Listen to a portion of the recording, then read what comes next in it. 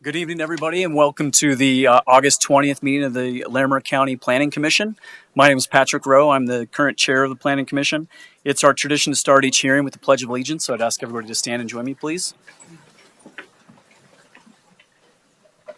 I pledge allegiance to the flag of the United States of America and to the republic for which it stands, one nation, under God, indivisible, with liberty and justice for all.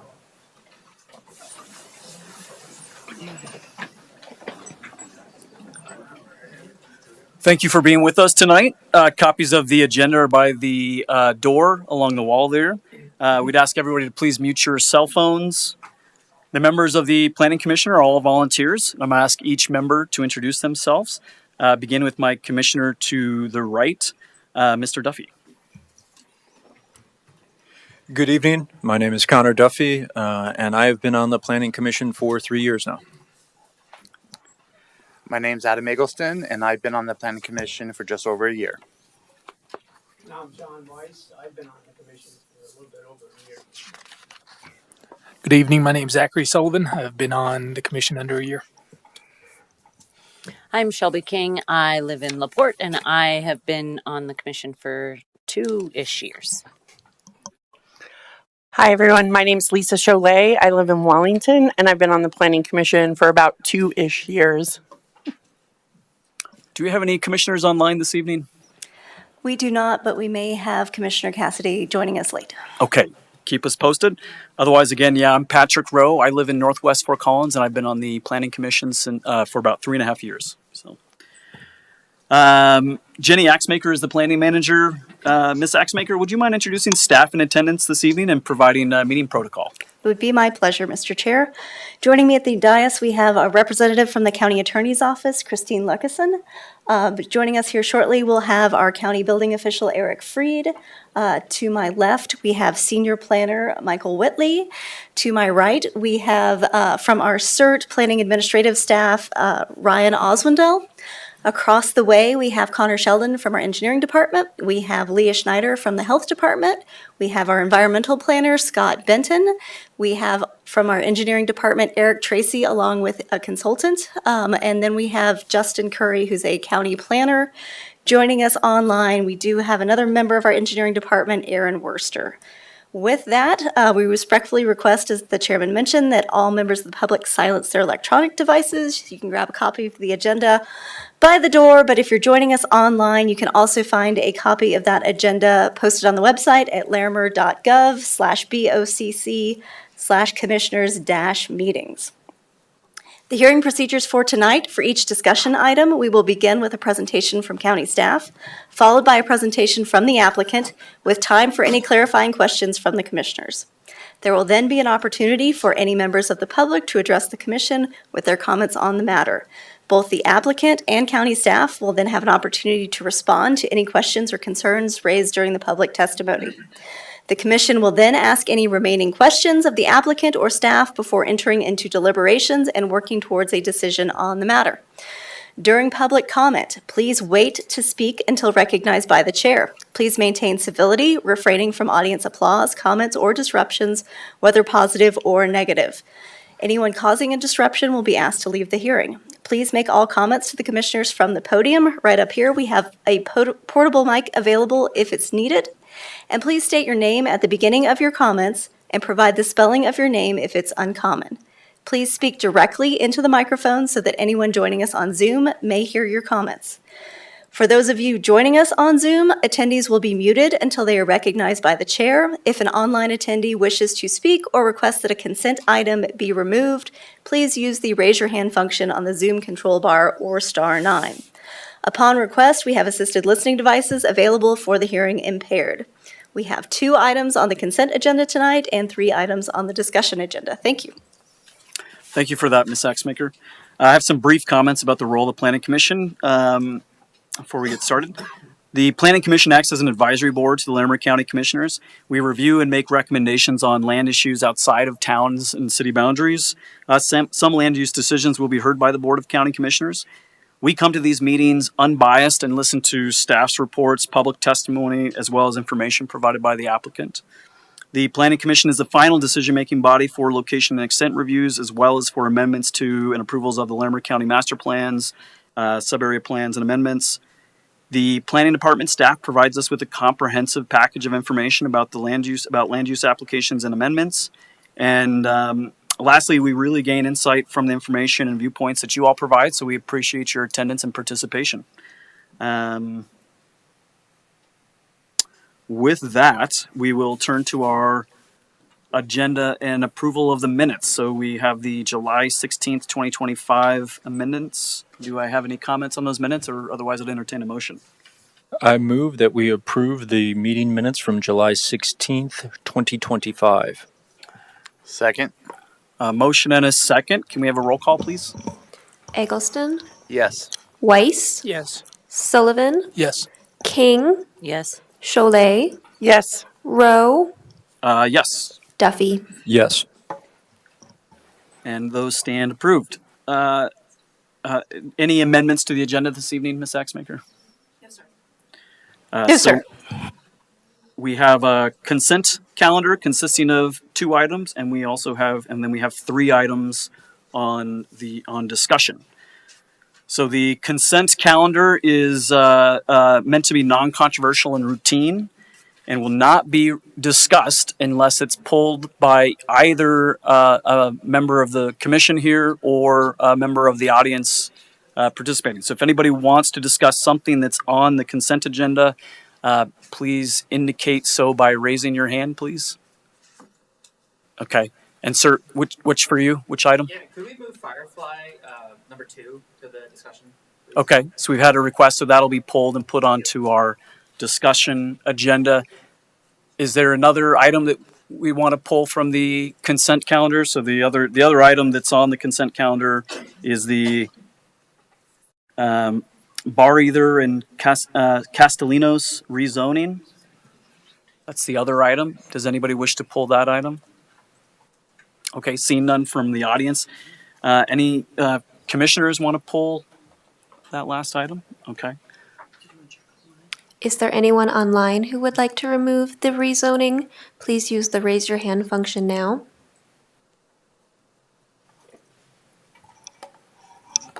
Okay, Greg, we see your hand raised. Greg, you have permission to speak. Please let us Okay, know thank you. which item you would like Yes. to remove. Yes, can you hear me okay? Yes, we can hear you. Okay, thank you.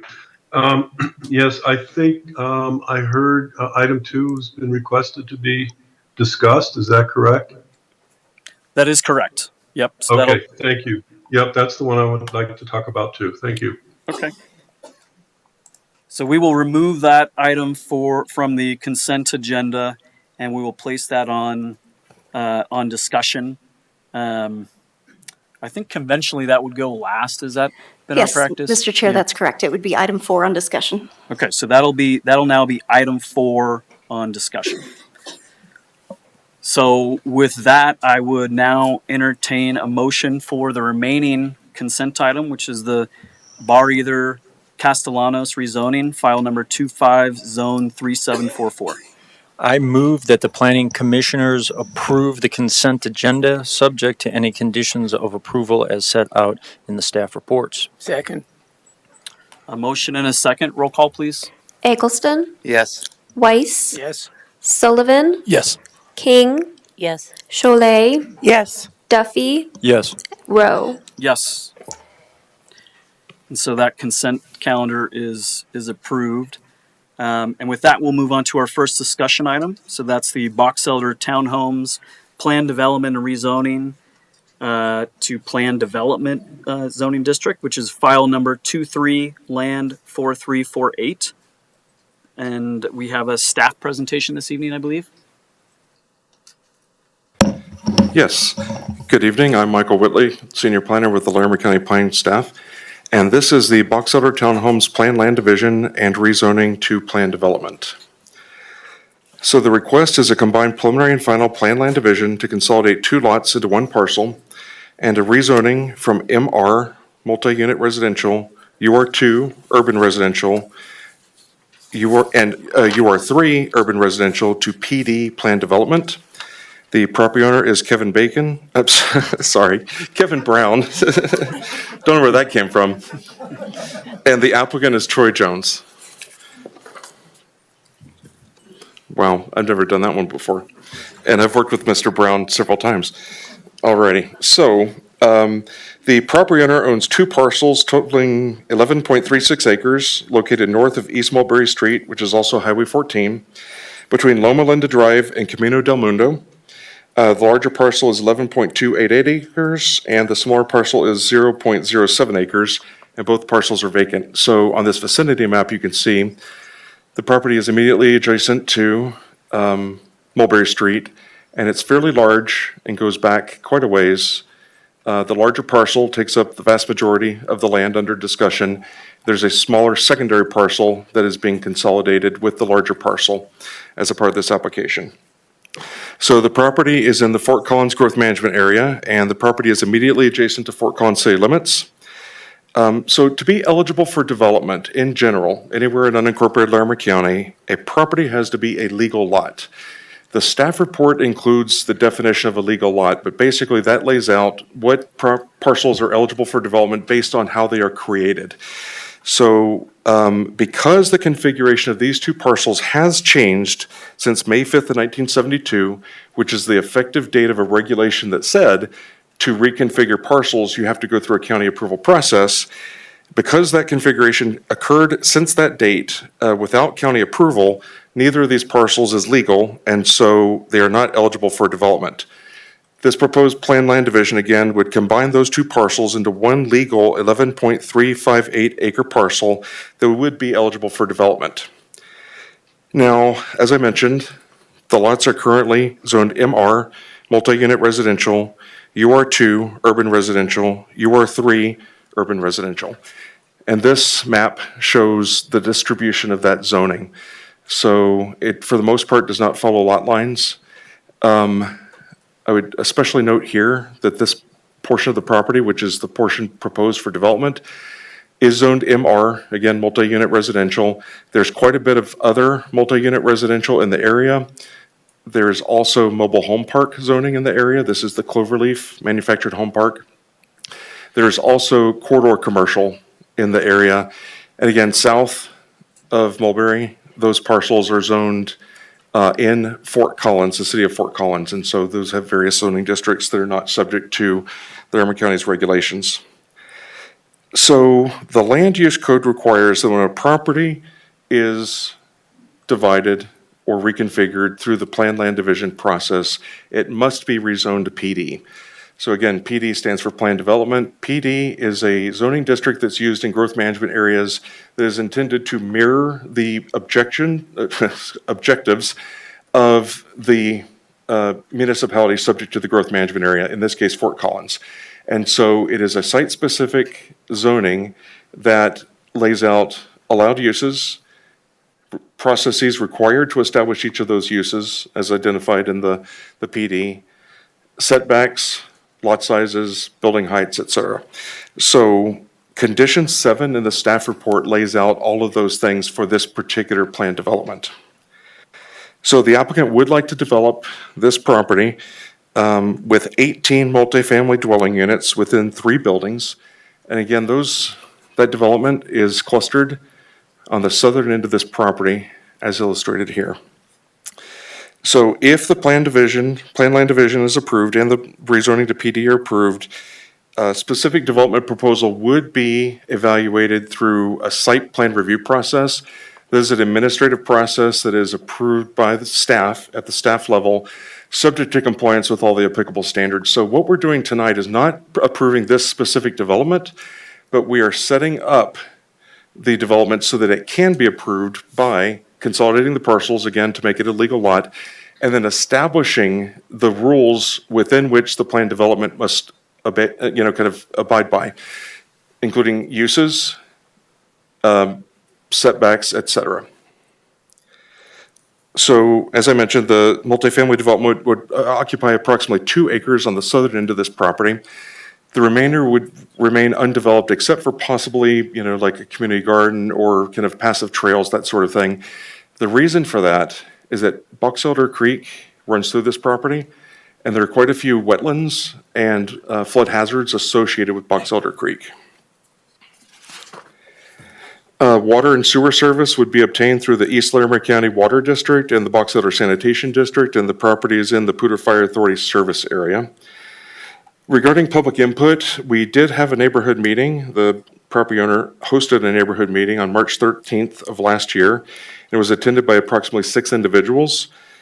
Some neighbors had questions, but none actually expressed opposition to the proposed plan division and planned land development. When the application was received, we did provide direct mail notice to surrounding property owners within 500 feet. We did receive 2 emails that are included in your packet. One had questions about ownership possibilities with regards to the units, and then the other one just expressed general opposition to development, just kind of community-wide. Both of those emails are included as attachment 8, and the neighborhood meeting report is included as attachment 7. So the reason we are taking this as a discussion item to the Planning Commission is that it's something that you as the Planning Commission don't see that often in terms of a planned land division and planned development that would result in multifamily development. So that's relatively uncommon in unincorporated Larimer County. So we're bringing it because there are some things that you don't see often, and not necessarily because there's a lot of opposition. I'm not aware of any public who is in the audience to speak particularly to this application, but if there is someone, they would have the opportunity to speak. So there's a lot of criteria in the packet, and given that we have 4 discussion items tonight, I will just briefly note the criteria and then hit a couple of specific points. So there's preliminary plat review criteria found on pages 55 through 61. I've got slides that list those out. There's several. Then there's rezoning review criteria found on pages 61 through 64. There's also general review criteria found on pages 64 through 65. So it is basically the Development Services Team's assessment that it does comply with this criteria, but I wanted to note a few things.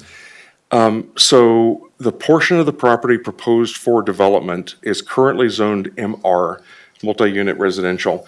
So if this parcel was a legal lot, so if it had not been reconfigured without county approval and the planned land division would not be needed, this proposed development, which again is not being approved as a part of this, but we're setting up the rules that would allow for the review of that development at the staff level.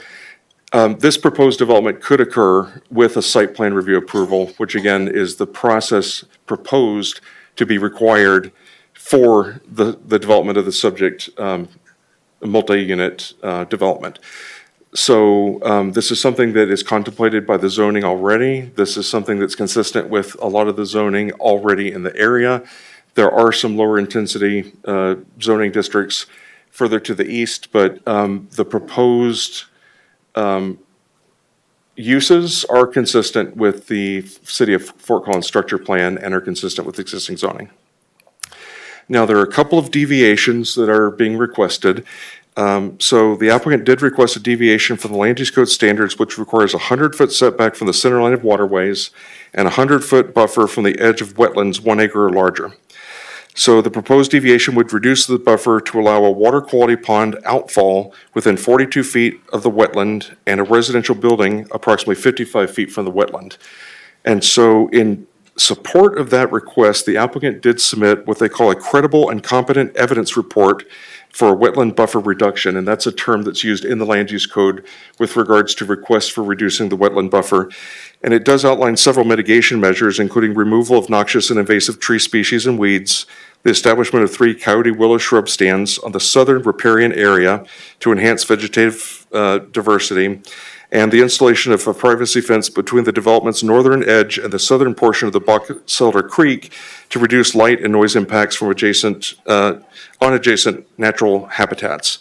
And that report can be found as attachment 6 on page 84.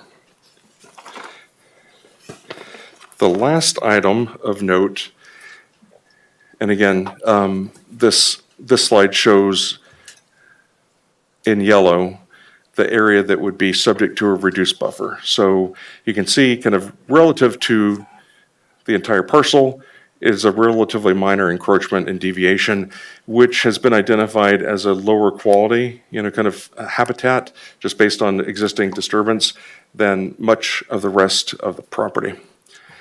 The other deviation being requested is a setback of 24 feet from the property line from the property line adjacent to Highway 14. So the standard would call for 130 feet from the right-of-way center line or 80 feet from the right-of-way line, but that would push the buildings fairly far back. CDOT has reviewed this proposal and they did not object to the reduced setback, but as you can see, what it would result in would be setbacks that are consistent with the home to the east and then the duplex immediately to the west. So it's consistent with the development pattern in the area.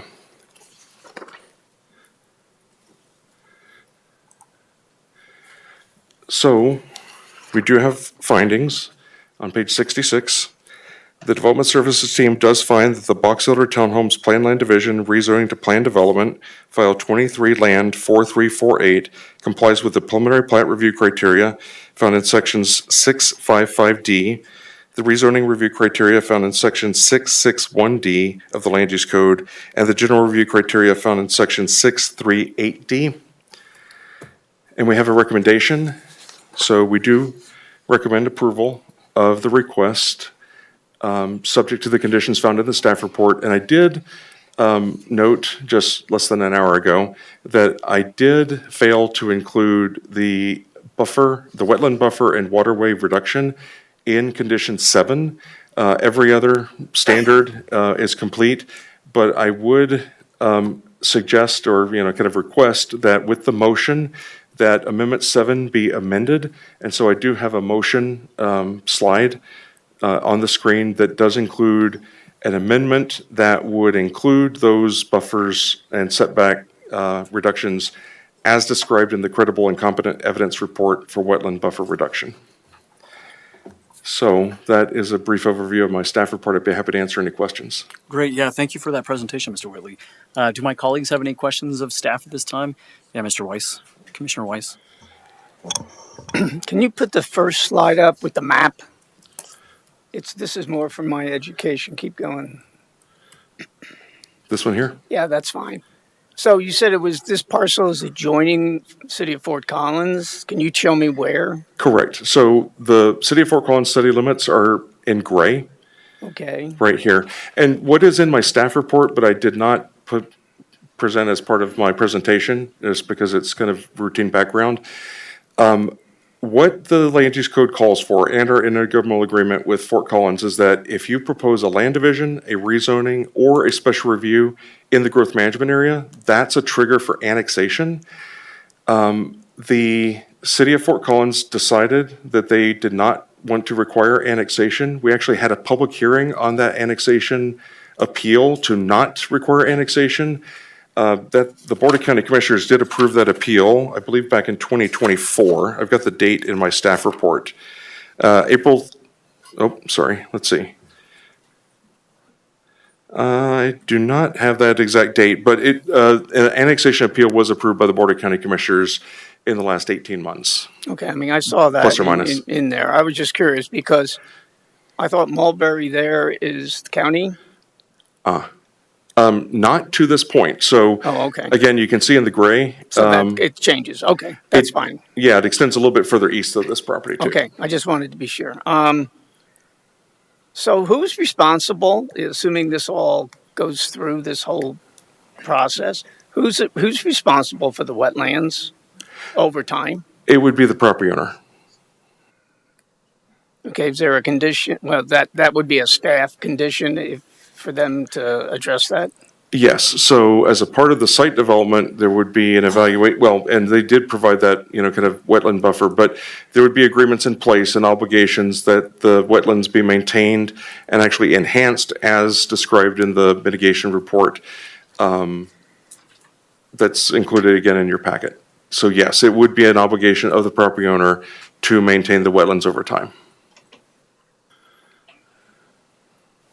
And then, so explain to me really quick on the wetland, that small parcel where they want to reduce the setback to like 60 feet and so forth. So Is there going to be any access at that point from the development to the wetlands?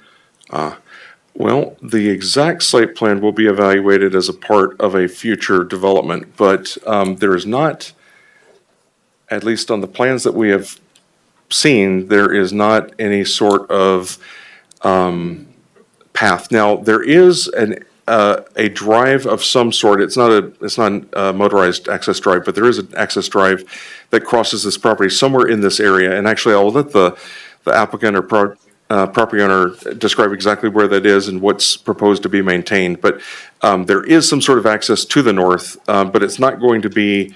It's certainly not going to be a motorized access. It might be a pedestrian path that would be, kind of maybe used as a recreational amenity. Okay, great. Thank you. You're welcome. Yeah, Commissioner Chalet. Okay.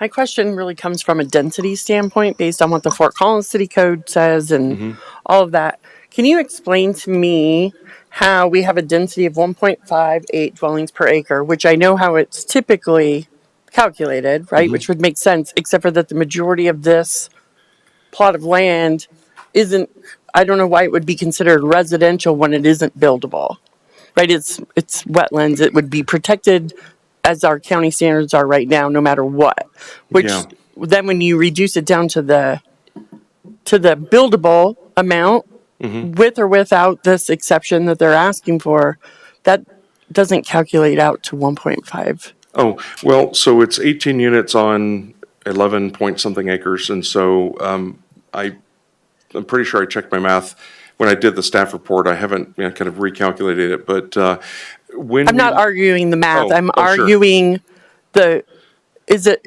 11 how big is this entire property? 11 acres? 11.3 plus or minus, yeah. So how much of it is actually buildable? Well, so we don't define buildable in our land use code. So what we are looking at is how many units are proposed on what size parcel. And so that was the general density threshold that we used. Now, the Larimer County Land Use Code does not have a density requirement. There are target densities and maximum densities in the Fort Collins Code. And actually on a previous iteration of this application, which you're probably aware, kind of as applications are reviewed, there are modifications over time. The initial proposal was to have this southern parcel as its own property, and then there was going to be an additional lot that would be available for an additional single-family home, and then there was going to be a third lot that took in most of the wetlands. And under that scenario, this would be too dense based on the lot size that was proposed and the number of units.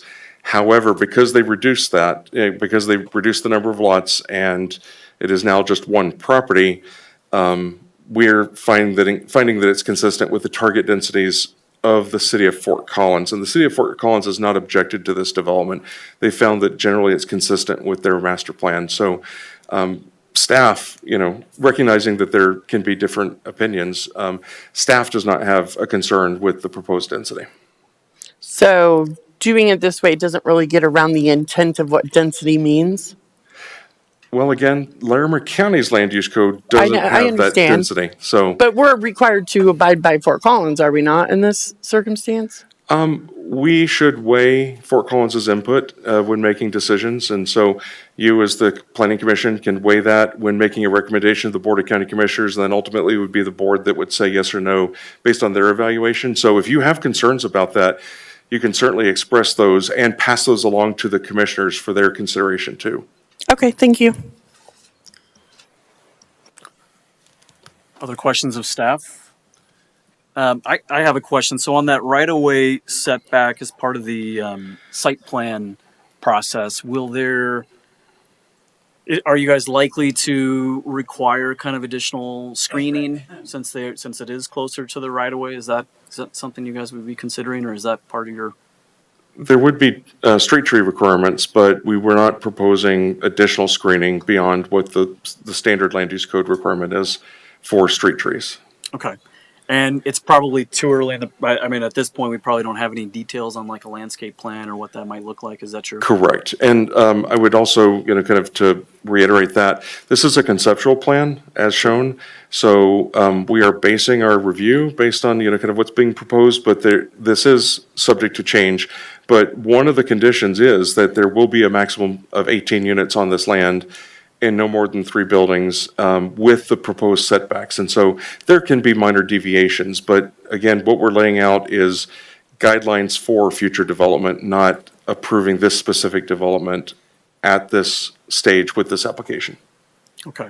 Yeah, so maybe I'll just leave that as a comment. I mean, it seems to me like if there is, that seems to me a fair exchange or compromise if you're, if there's a reduction in that right-of-way setback, and obviously this is, this would be a setback from the frontage or the arterial? From the property line adjacent to the right-of-way.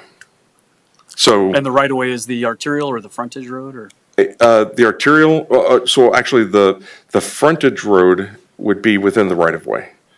So it's this dashed line here, and then the new access road would be south of that. Okay, yeah, just the same, right? It's quite a busy area, so I just leave that as a comment for consideration at a later time.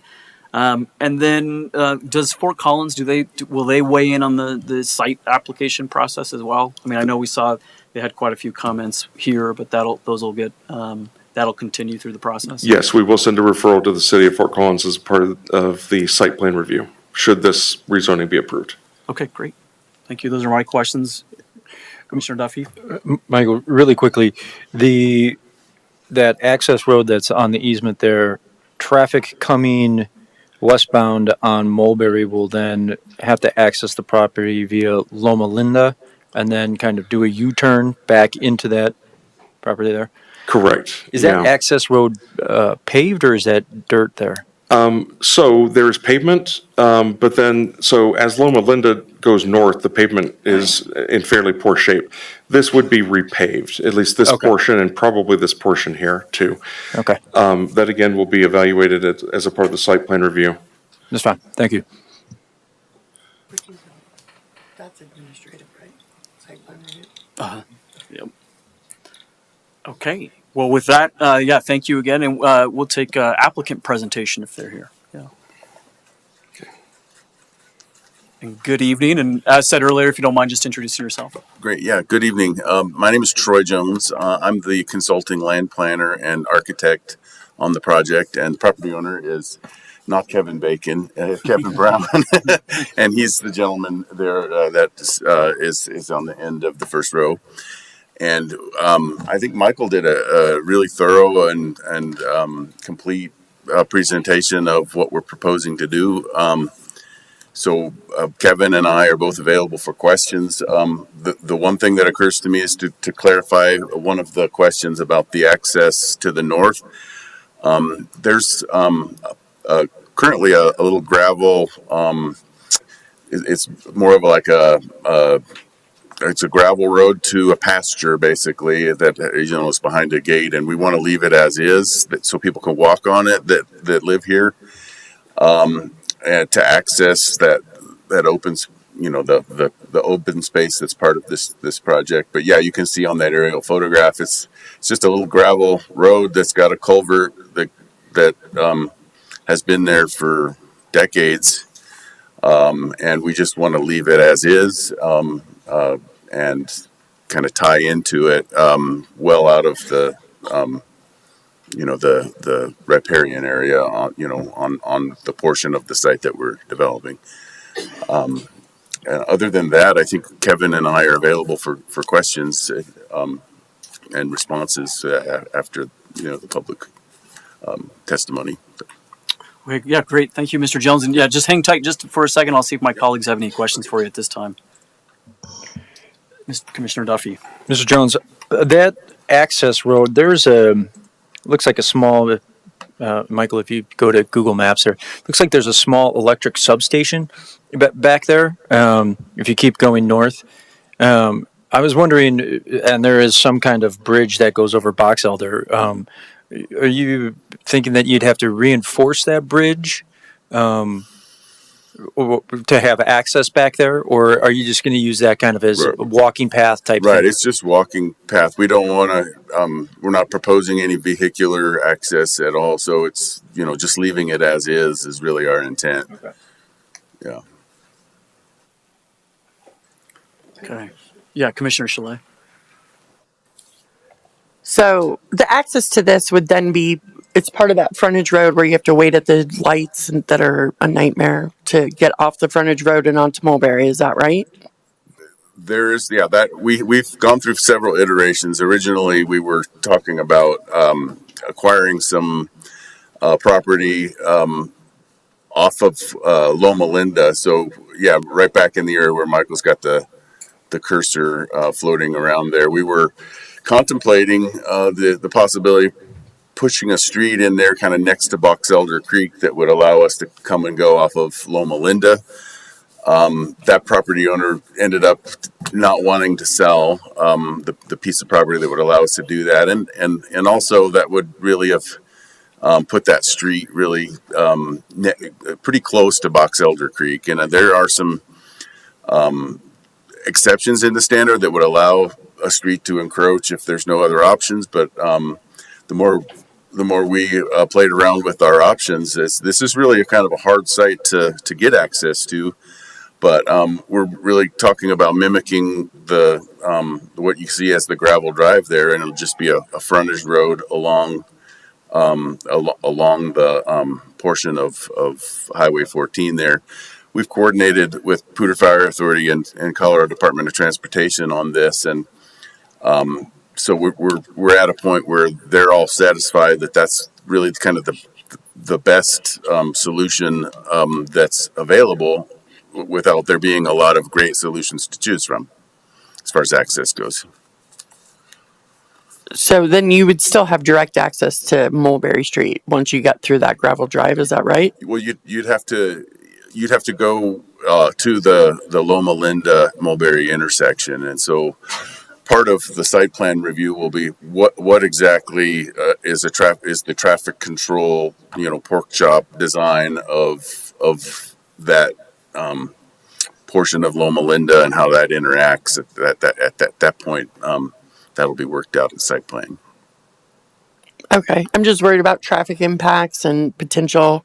I mean, multifamily units typically have people in it that typically might be lower income, relying on public transportation, more kids, yada, yada, yada, right? And so just concerned about the traffic impact and the safety there. Thank you. Thank you. And I'm not seeing any other questions. So yeah, we appreciate that and may have something later. But thank you, Mr. Jones. Yep, thank you. Okay, we'll now open the public hearing and take public comment. So is there anyone in the room that would like to give any testimony or comment to this item? I see a single hand, sir. If you want to come forward to the microphone.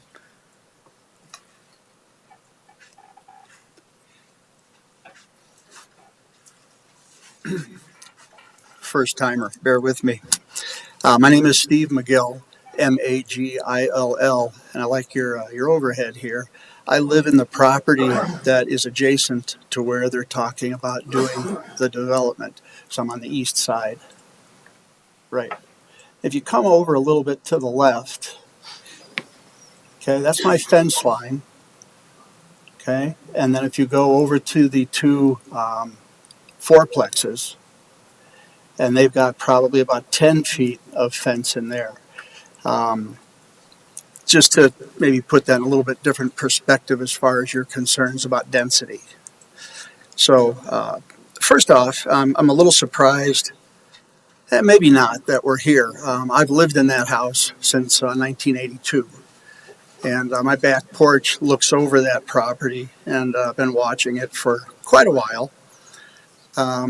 In about 1983 or 1984 was the first time I visited the Planning Commission, because I was sitting there one night and I thought, well, one of the things I sure don't want is a 7-Eleven or a gas station in my backyard. So when I talked to the planning people at that time, they told me that, you don't have to worry about that because at the time, Highway 14 was a 2-lane country road, no shoulders, nothing else. And he told me that I was going to be living at a stop-and-go light. Well, he was right. He sure surprised me at the time.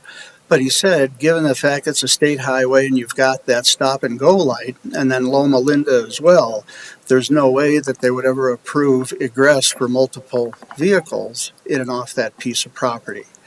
And he said, furthermore, because of the Boxelder drainage and everything, to pave over or to do anything like that with that piece of property would likely result in some type of a flooding issue. I never thought we were in a floodplain, per se. I always figured the Poudre River was what I had to worry about, and I think they're kind of far enough away from that. But then I read recently, I think it was a year or two ago, they did that study where they knocked down that berm up north of Wellington because of concerns about a lack of an ability to have proper flood control because they couldn't do the maintenance on that berm up there. So from where I stand, a little bit of a NIMBY here. I've got to be straight up with that. The idea of having 30, 35-foot walls 10 feet off of my back fence line, that doesn't do much for my property value, doesn't do much for my enjoyment of being a 40-some-year resident of the Vista Bonita subdivision as well as Larimer County. You brought up the density issue. I wasn't sure if this was the right time to do that, but as I sit on that back porch and overlook that property, to try to envision 18 units, which I think would result in 20 to 25 vehicles, maybe 30, 50 to 55 people, to have them basically be confined to an incredibly small percentage of that 11 and some odd acres. The word that comes to mind is compound. I think you'd be, probably scrunching a lot of people and a lot of things into a small area. Sir, that's your timer. If you could just wrap up your final point, please. Can do. Our last point then would be, there's really nothing like that anywhere for a long distance from this piece of property. As far as multiple unit housing, as far as doing that, it seems very condensed. I understand that things change and that development and housing is needed, but I'm not too sure if the actual plan, as I've been studying it, is really all that. I don't know if it's that appropriate for the area. Okay. Thank you, sir. We appreciate it. No thanks, questions? Mr. McGill. Yeah, it's just comments on this one. Thank you. And we'll ask if there's anybody online who'd like to make comment. If there are any members of the public online who would like to speak on this item, please use the raise your hand function now. We have no hands raised. Okay, great. So, so this is the public's last chance to provide testimony before I close the hearing. And seeing no other testimony, we'll close the hearing. Does the applicant wish to respond to the comment that we heard this evening?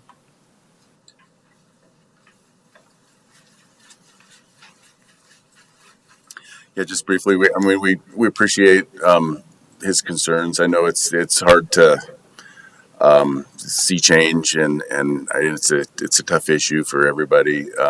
But we, like Michael was pointing out, are satisfying all of the various criteria, and I think that's what we really kind of need to keep in mind. So, Thank you. Sure. Yeah, Mr. Jones, we have another question for you, if you don't mind, Commissioner King. I was just going to ask if y'all had considered or decided on whether these were going to be rental multifamily or for sale, and if you had any perceptions of what they were going to be priced at per unit and what types of units were going to go in there. yeah, I'm going to let Kevin answer that question. Yeah, I'll comment on that. We really want... and sorry, do you mind just introducing yourself? Yeah, Kevin Brown, owner of the property, developer. Thanks for having me. And Steve, again, thanks for the comments.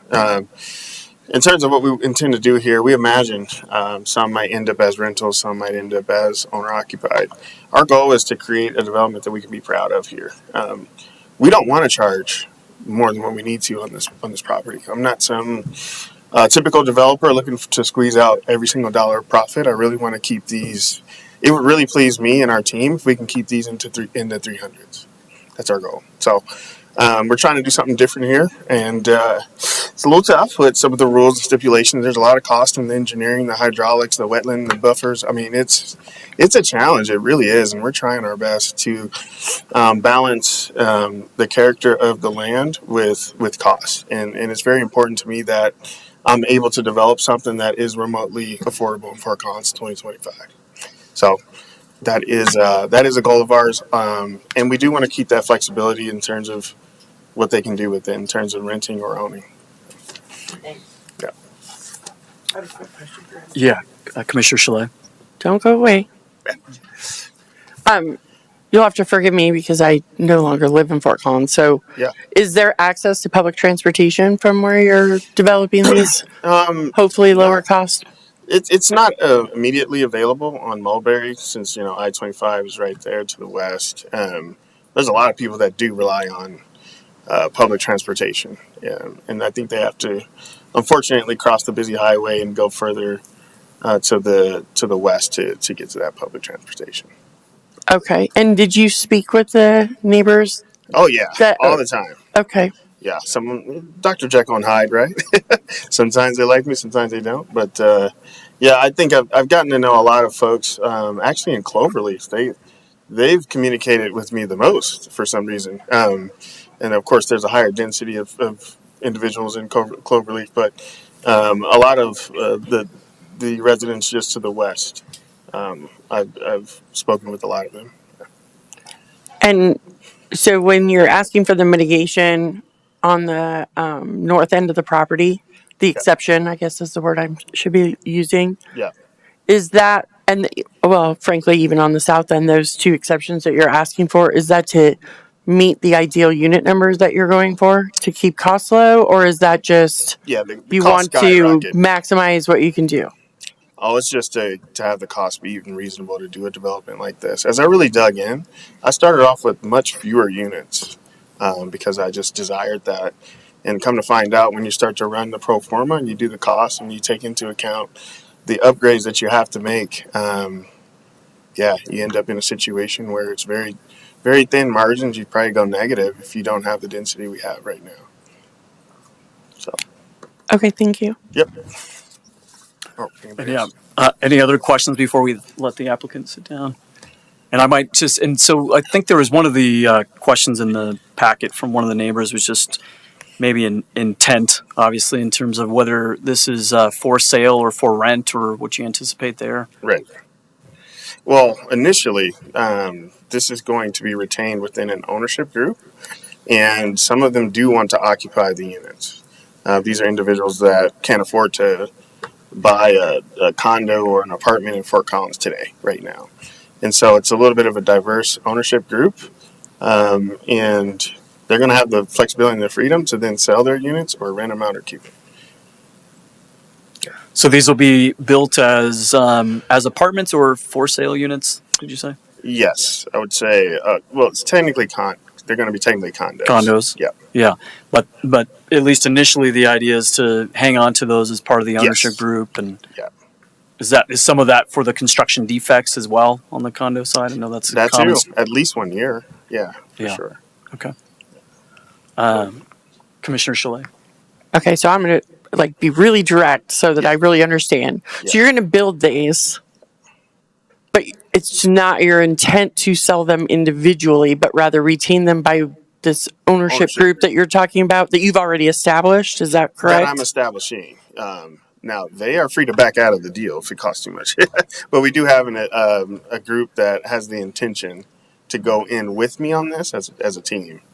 Now, if I have to back out and try and get funding a more traditional route because it's tough sledding and these last few years have been very difficult to do anything, then I have to do that. But as it stands today, we do have an ownership group and we all intend to hold the property. So what percentage of people do you expect to be living in there that is owner occupied? 50%. And 50% would be rentals? Yes, right now, currently, yeah. And will it have an HOA? Yes. Okay. Definitely an HOA. We got a lot of wetlands to manage. Commissioner Sullivan? Yeah, I'm going to tag on to the previous comments. I don't remember the numbers, but isn't there a percentage that if it goes too far into rentals, then it makes it harder to purchase one? So again, that is my concern, that this is just going to turn into just a multiplex rental. Any feedback on that? It might, right? I think that is a possibility, that it could just turn into primarily a multiplex rental. So with that, you threw out the number of possibly 300,000 per unit to be sold. Have you guys discussed what those rents would look like? Yes. And we've also discussed with adjacent properties to the west how much they're currently renting for. And it's going to be a range between 1,800. There's three bedroom units and 2 bedroom units. It's going to be between 1,800 and 2,000. That's our goal. Thank you. Mr. Wheatley, really quickly, for clarification, in the code, we don't make a difference on this between rental unit versus owner occupied, correct? Correct. That is an excellent point, and we were going to bring that up at some point. So, yes, our code regulates height, density, parking, landscaping, etc. We do not differentiate with regards to development standards between owner-occupied versus rental-occupied units. Except for one small caveat, and that's with rentals under 30 days. Short-term rentals do have special regulations, but longer than 30 days, no, there's no difference. Good clarification. Yes, thank you. So we do not care, as long as it's rented for 31 days or longer, if it is owner or rental occupied with regards to our considerations and our review. Great, thank you. Commissioner Weiss? I do have just one question to staff, actually. If I understood you correctly, you said that the city of Fort Collins was not interested in annexing this property. Is that correct? Correct, yes. Can you tell me why? One of the reasons is that this is in the Fort Collins Growth Management Area, but it is also right adjacent to, I think it's immediately adjacent to, the Timnath Growth Management Area. And so there's been a lot of discussion over the years between the city of Fort Collins and the town of Timnath as to the ultimate, kind of boundaries. And this is an area that has been subject to a lot of debate, and it was just decided that they were not going to annex east of Cloverleaf, at least in the foreseeable future. Town of Timnath is also not interested in annexing this property because it's not within their growth management area as recently established. And so this is kind of a transition between Fort Collins and Timnath. That does not mean that the city of Fort Collins could not change their mind at some point. However, unless it's a voluntary annexation, there would have to be an application that triggered annexation for the city of Fort Collins to actually require annexation. And again, that would be a land division, a rezoning, or a special review. Okay, thank you. Okay, any other questions for the applicant? Otherwise, we can let those guys down. Yep, thank you very much. We appreciate it, guys. Other questions for staff? Commissioner Chalet? Mr. Whitley, I have a question here. So when we're talking about the rezoning review criteria, number 1, compatible with surrounding uses. In the packet, it's in the amended packet, it's page 70. Okay. I don't know what it is on your slide, sorry. Sure. And I will pull up and again, we're looking at the rezoning review criteria? Yes. Compatible with surrounding uses, yes. Right. Okay, so in reference to that, what I am trying to understand is part of the staff report references properties to the north and west that are also zoned multi-unit residential. I know the ones that are due west are, I think, the one public commenter said fourplexes. They are multifamily, yes. Right. But where to the north? There's wetlands to the north, so I'm not really understanding. that goes to zoning. So, and again, this is a zoning map, and so this strip of this particular property is on multifamily residential, as are these units here. And then this is undeveloped land that is also zoned MR. And so that is zoned for multifamily development potentially. There is not multifamily development at this point on that land, but the zoning would allow multifamily development Is that also on a legal lot. wetlands there? So Sorry. some of it. So this is the property here. And so the creek, actually Boxelder Creek kind of runs through the property. And there are various wetlands and I think there are tributaries. But so a lot of the land north of here is unencumbered by wetlands and flood hazards. So it is fairly concentrated in this area. And then it does continue on. I'll go to an aerial map.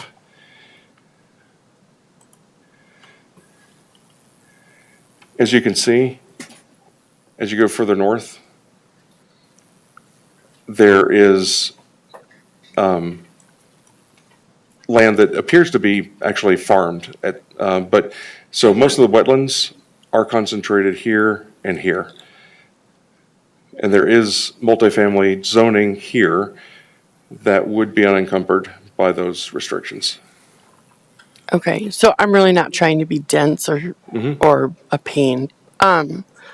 So when it says it's compatible with the type, intensity, character, and scale of existing and permissible land uses, when I am thinking about that area, I'm looking at a couple fourplexes and single-family homes, and this is a pretty intense density given the way it's calculated.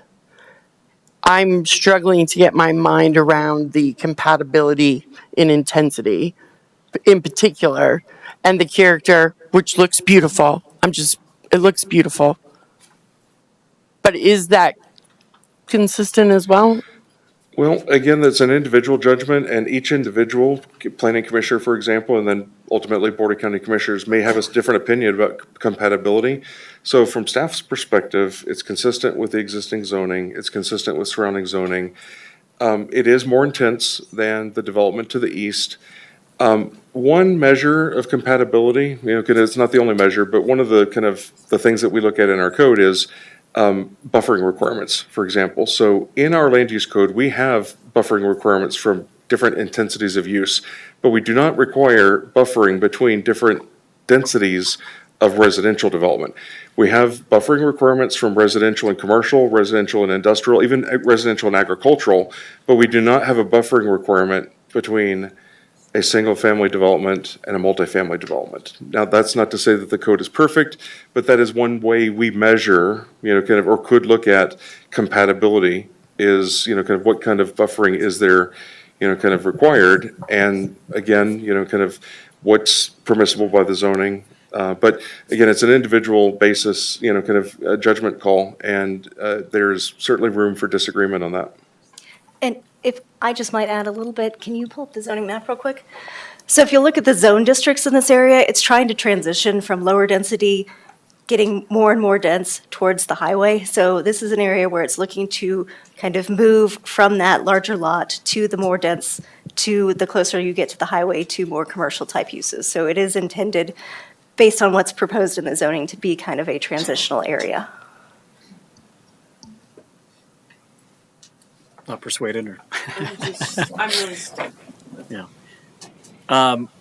Maybe kind of tangential to this, you were discussing earlier. You were saying that so these aren't currently legal lots, but if they were legal lots, this would be they could move forward with this use without the necessity of rezoning. Is that right? And correct. So if these parcels had not been reconfigured over time without county approval, it would whatever the legal lot would be allowed on that multi-family residential or multi-unit residential zoning, could do multi-residential zoning subject to compliance with the development standards. And that's where, kind of some of the deviations come in. So, for example, the setback from the highway. That would require a setback variance. Now, because we're going through a planned development, rather than requiring a setback variance at time of development, we're kind of building that in with an evaluation with the development standards for the PD. There would be the buffer from the wetlands. Now, there is the ability for the director to waive wetland standards based on considerations that are included in the mitigation report, but that would be kind of a separate process. And so, subject to compliance with development standards, multifamily development could be possible on this lot. There may be, if this had been a legal lot, additional steps like a setback variance or some other procedure to vary the wetland buffer. But what it boils down to is this use in general is what is intended for this particular portion of this property. Thank you. Yeah, I mean, that speaks to me. What? Any other questions of city staff at this time? Or sorry, county staff? Yeah, apologies. And if not, yeah, we can move on to deliberations, and I'd be happy to say I'll be supportive of this. I appreciate the outreach from the applicant in terms of the neighborhood meeting and just clearly kind of being in contact with a lot of individuals there. For me personally, there is compatibility, and so yeah, I'll be supporting this item.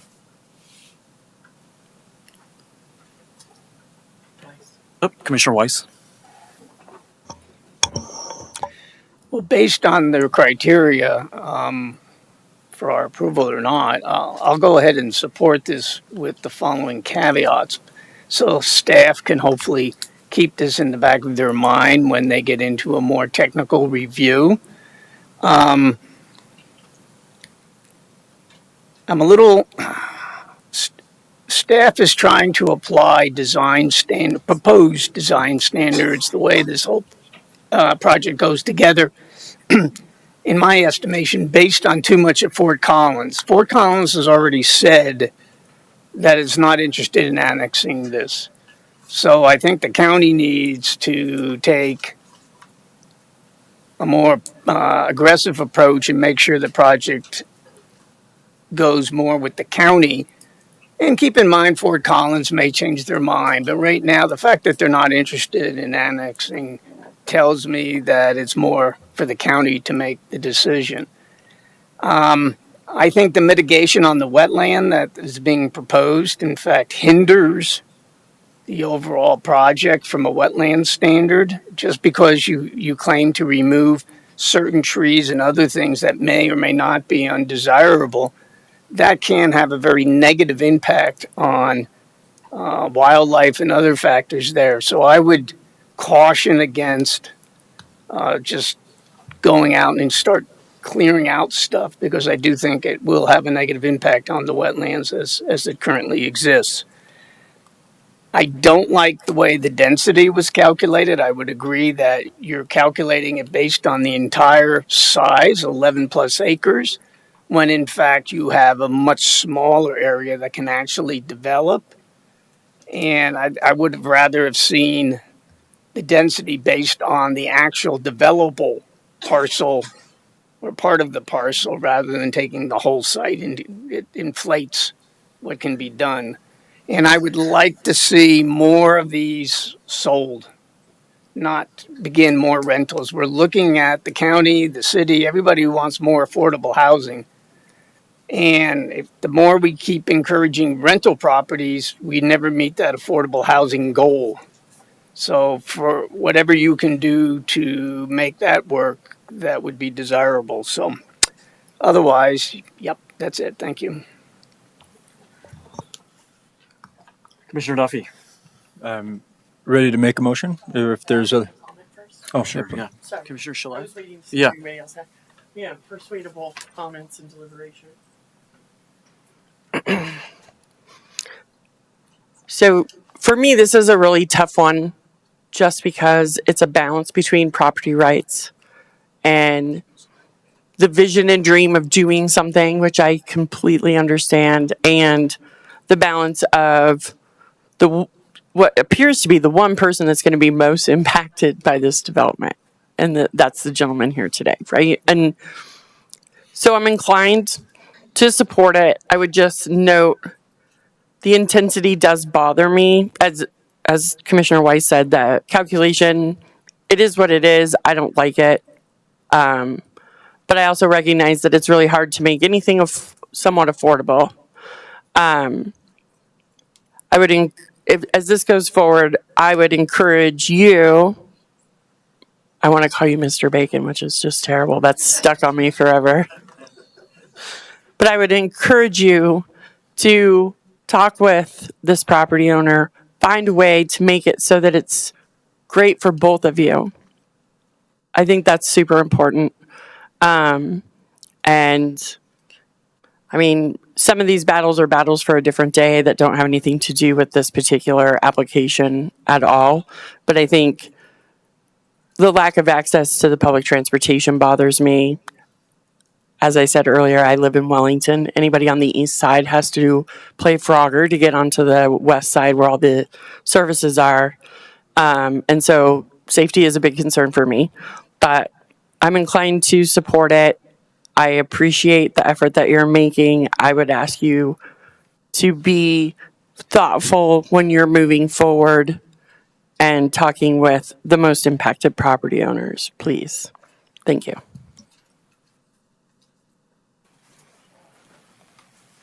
No other comments? If you want to move forward with that motion.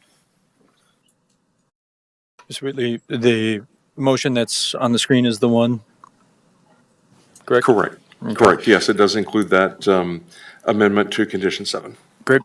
I move that the Planning Commission recommends that the Board of County Commissioners approve the Boxelder Townhomes Plan Development and Rezoning to Plan Development, file number 23, zone 4348, subject to the 7 conditions found in the Planning Commission packet with the following addendum. Condition 7 shall be amended to include the reduced wetland buffer and waterway setbacks as described in the credible and competent evidence report for wetland buffer reduction report. Second. Motion and a second. Roll call, please. Eggleston, Yes. Weiss, Yes. Sullivan, No. King, Yes. Cholet, Yes. Duffy, Yes. Rowe. Yes. Okay.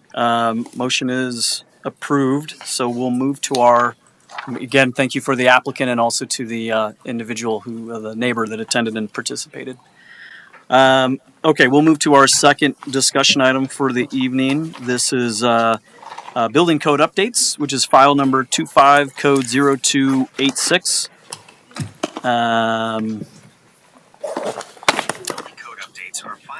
Okay. And we've got Eric Freed as our staff, and he has a presentation. We'll give him just a few minutes to get set up. Eric Freed, County Building Official. There was a miscommunication between myself and staff so that the actual staff report was not included in your packet, only the addendum staff report. So if that's okay, I'd like to hand out the staff report that was intended to be included.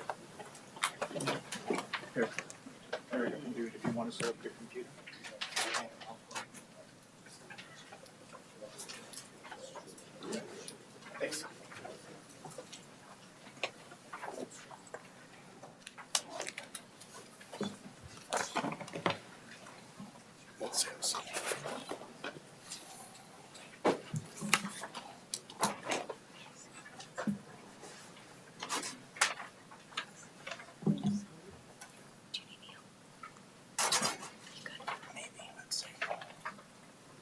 Thank you.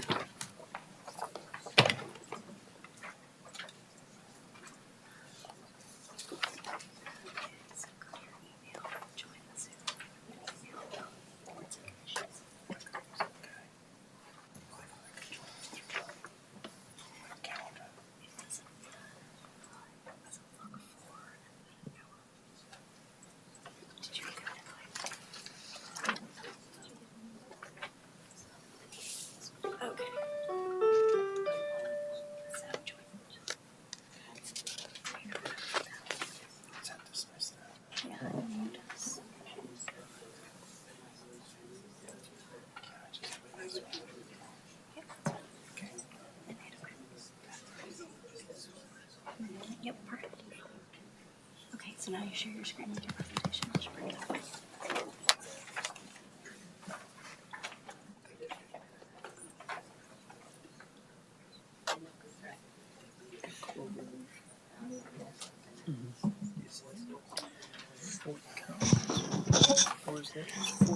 So does everyone have a copy of the staff report? I'll try to keep this brief. I know that people are not here to hear about the building codes. They're here for other items. This was gone over with the Planning Commission and the Board of County Commissioners at a work session last Wednesday in great detail. So I think almost all of you heard about the building codes. But for the benefit of anyone who wasn't there, as well as anyone in the audience who might be interested, I'll go over how this works, basically. We should do that as a slideshow, I guess.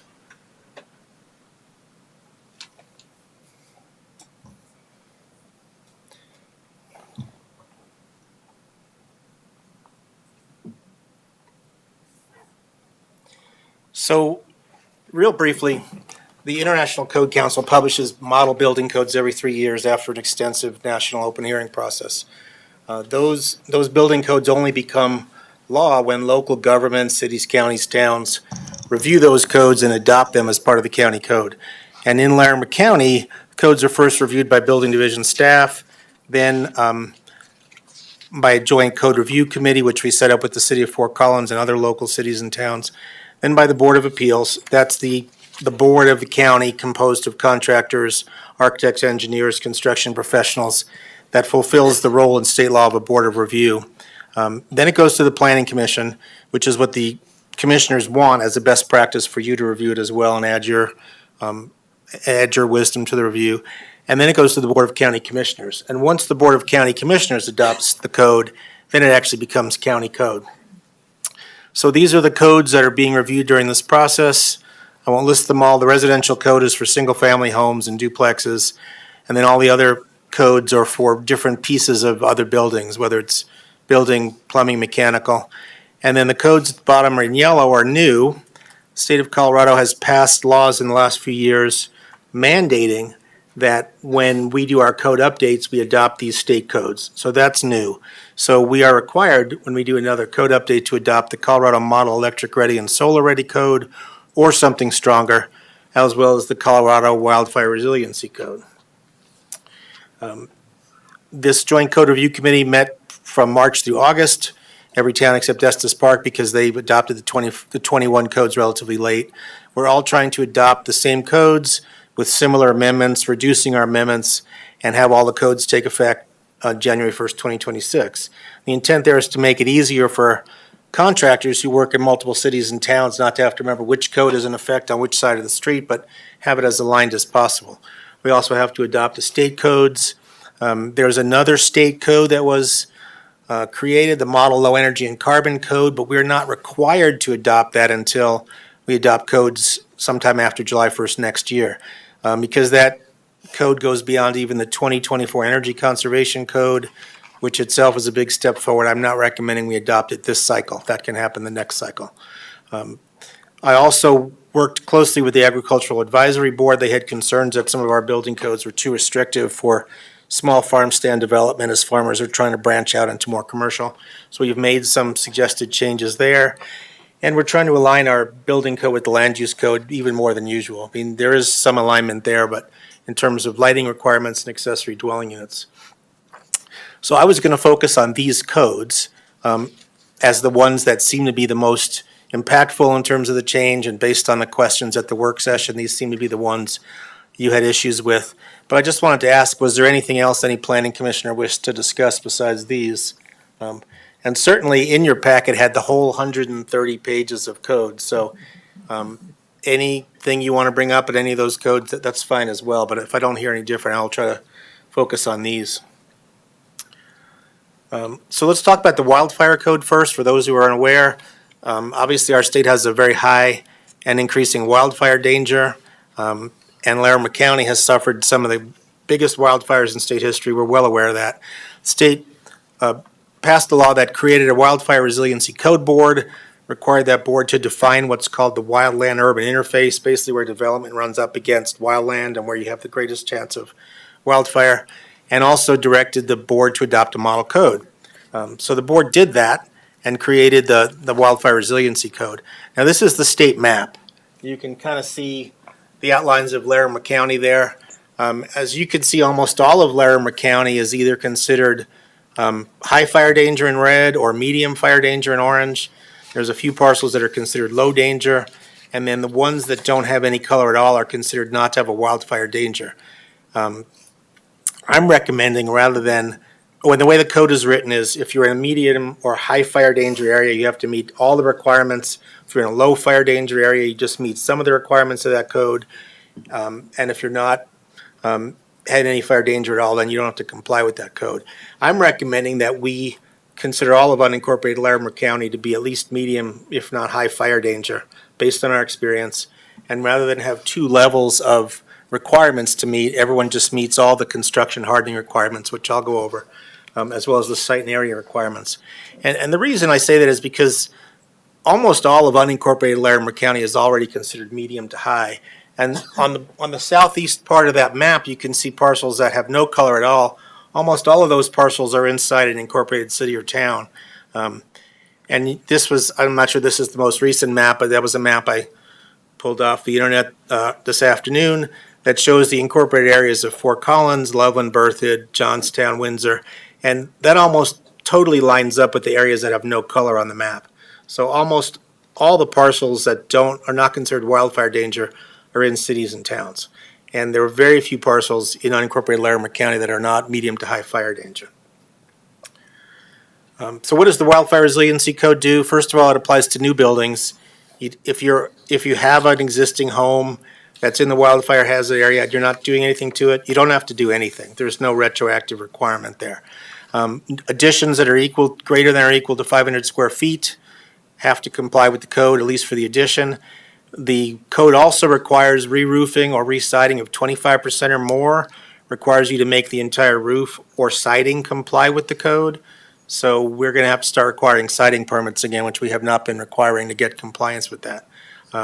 Accessory buildings that are over 120 square feet must comply unless they're at least 50 feet away from any habitable building. Any fences within 8 feet of a habitable building have to be non-combustible, so the last bit of fencing to your house can't be wood. And the reason for that is, as we saw in the Marshall fire, that acts as a fire bridge. If it catches on fire, the fence burns right up to your house, and then your house goes. And decks also within 8 feet have to be non-combustible. 35-acre parcels with only one residential structure are exempted from the code. There was talk about that in the work session, that perhaps the Planning Commission would like to recommend deleting that exception from the code, so I have a draft motion for that. The hardening requirements are Class A fire-rated roof coverings. That's already county code. Asphalt shingles are Class A, as are metal roofs, so that's not going to change much. You would have to have non-combustible gutters and downspouts, so you can no longer have plastic. Any vent openings into the attic or into the underfloor would have to be ignition resistant. That costs a little more, but it keeps embers from getting in there and spreading the fire.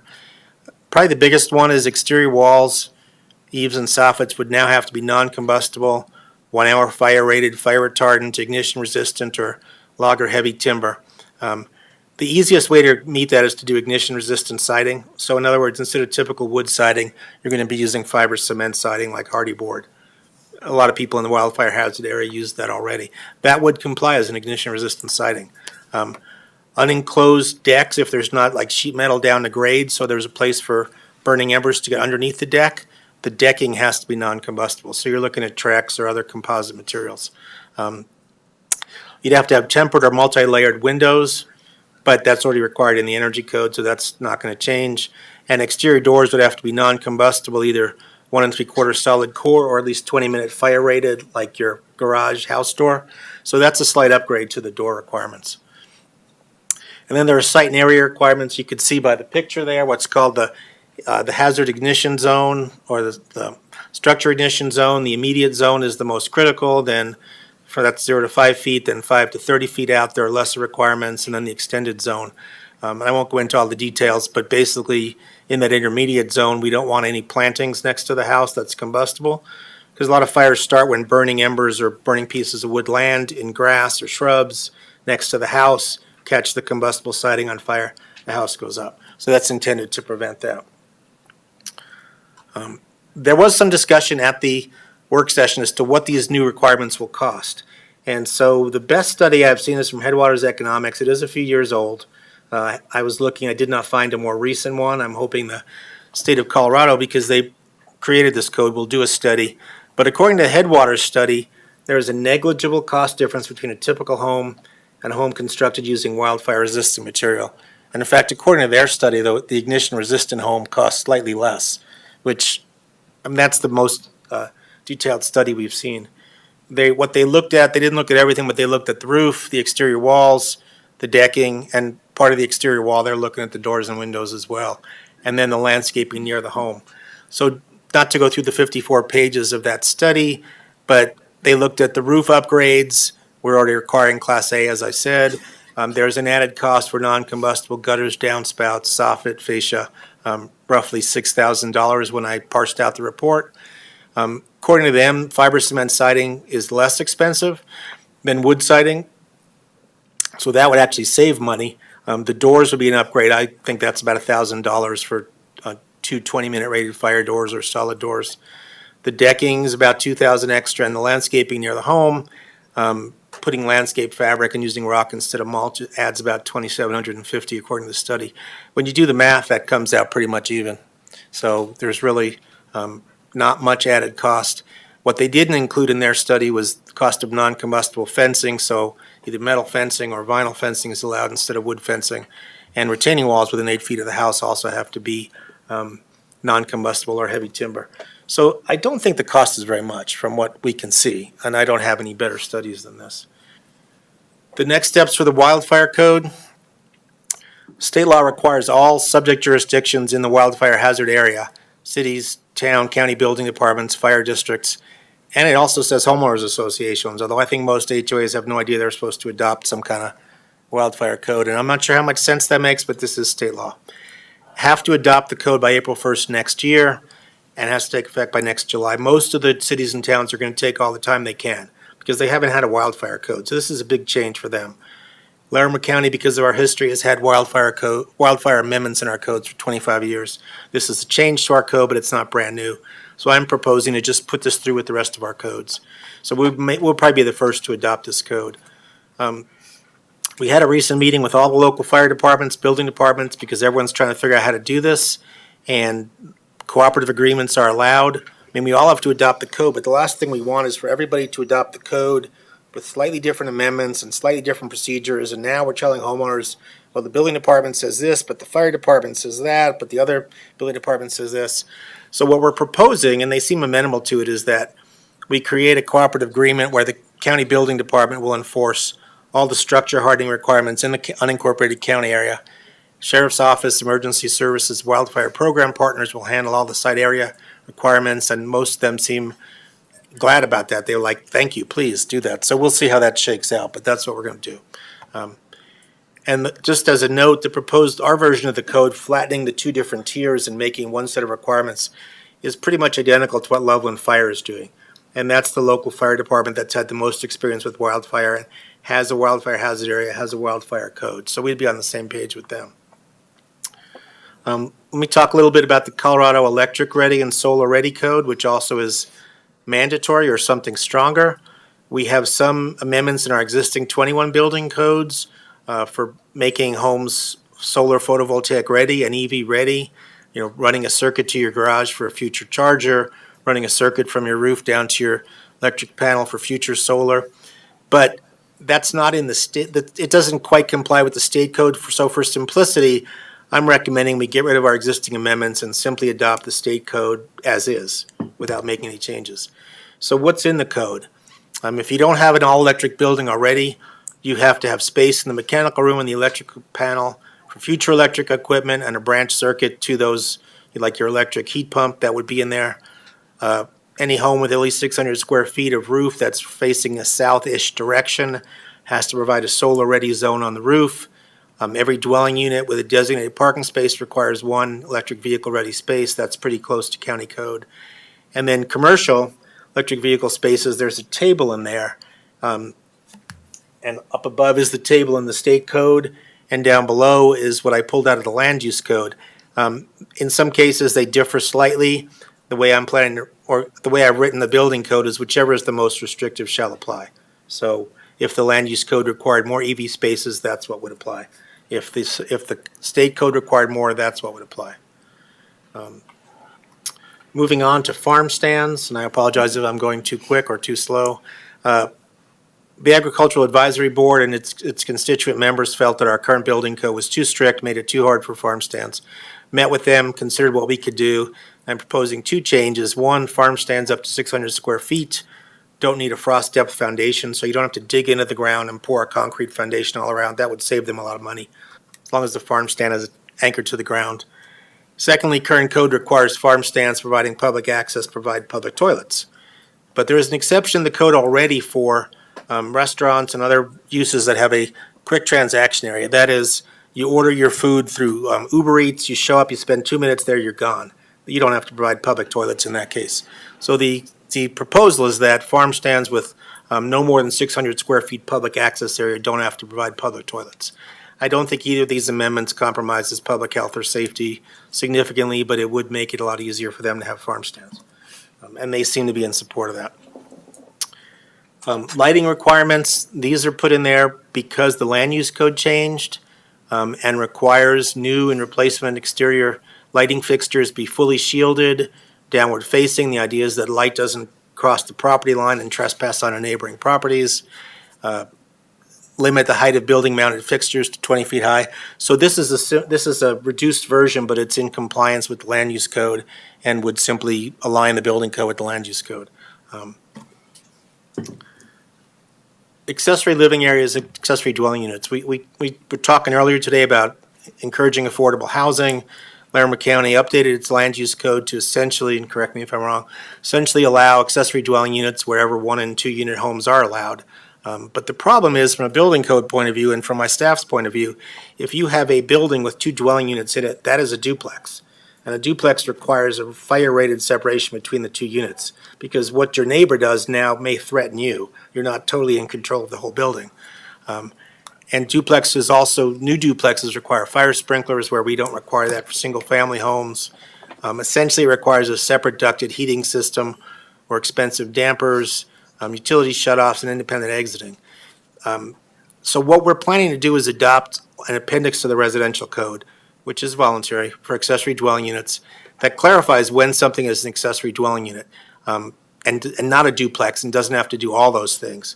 But we're going to amend that appendix to take out the numbers that are in there. It talks about maximum size of accessory dwelling units, what maximum percentage of the principal dwelling floor area is allowed, and just say per the land use code. And that way, if the land use code updates in the future, we don't have to update the building code. So again, just align it. And the requirements in that appendix, so there are some, it has to have its own separate entrance, its own address number, either that fire separation I mentioned, or you interconnect the smoke and carbon monoxide alarms. And that way, if your neighbor's starting a kitchen fire, your smoke detectors are going to go off as well, so you have advance warning. So I think that makes sense, and that's one of our proposals, to adopt that appendix. I'll talk real briefly about the energy code, because we could spend hours and hours and hours talking about the energy code, and some people do. I did mention there's a state, the 2024 International Energy Conservation Code is a significant step forward, mostly because it requires additional energy efficiency credits. Whatever you do for the house, you put in the normal amount of insulation, tight ducts so you're not having a lot of leakage, things like that, but you still have to earn more credits. The problem with the state code, or problem with the issue, is it goes beyond even that and requires more credits for everything you want to do than the energy code would require. And it's complicated. Fort Collins had a grant from the federal government to develop their own energy code, because that's what their elected officials have directed them to do, to achieve net zero carbon by 2030, which is pretty aggressive. And we haven't had that same directive from our elected officials, so I'm not proposing we go there, just adopt the current code. So you have to get additional energy efficiency credits. It tells you how you can get those credits, like putting in heat pumps, or a better thermal envelope, or more efficient heating and cooling. In the commercial side of the energy code, it also requires you to install on-site renewable energy or procure off-site renewable energy. but the amount is so little that it really wouldn't even come close to powering the building. It almost seems to me like a token amount, like, hey, look, we're doing on-site renewable energy.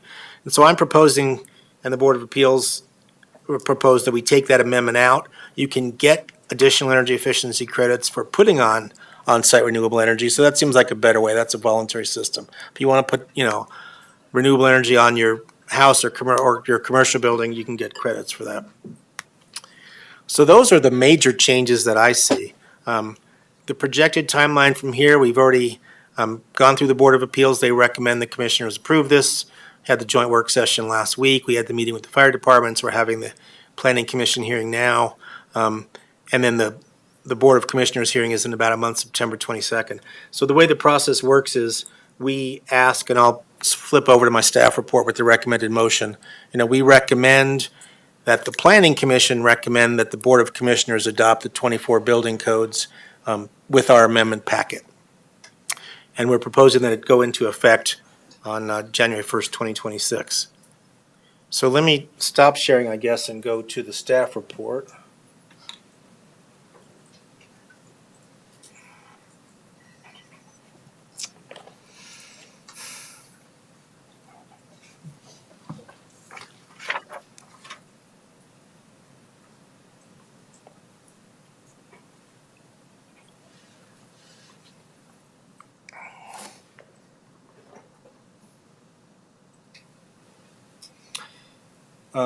If you agree, then the recommended motion is that the Planning Commission recommend the Board of Commissioners adopt the 2024 Building Code Amendments. That's attachment A.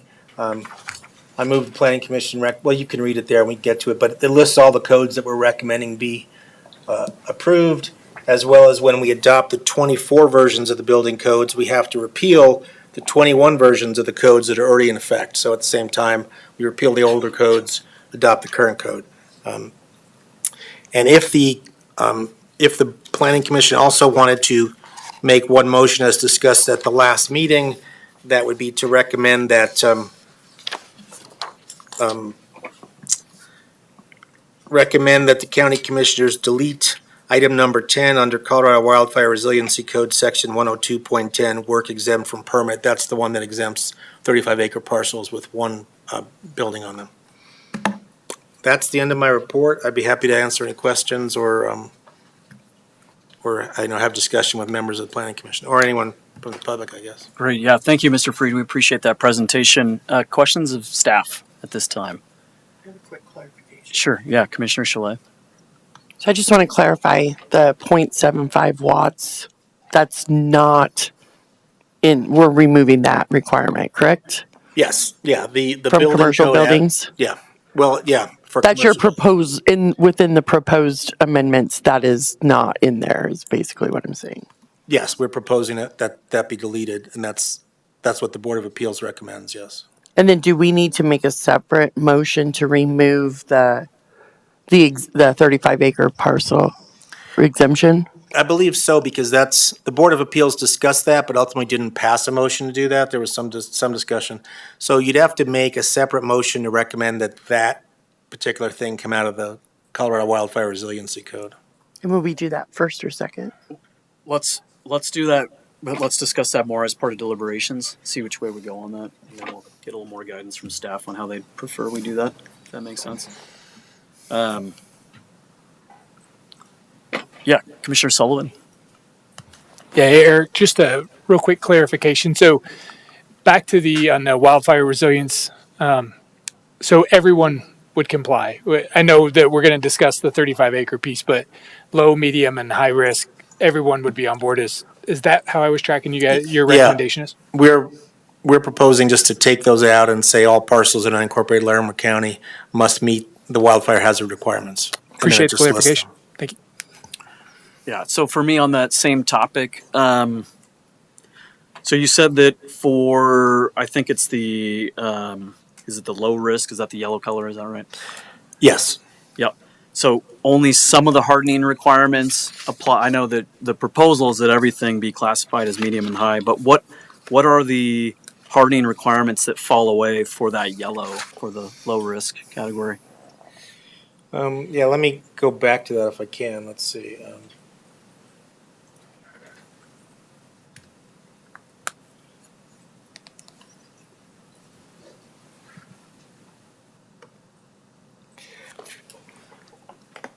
Yeah, if you look at the structure hardening requirements, I put a line there.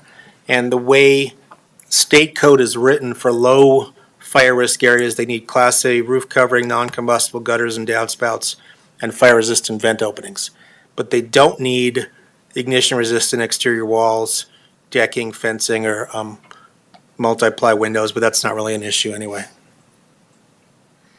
Okay, so it's those first three items apply to the low, and they all of the items would apply to the medium and high. Correct. Okay.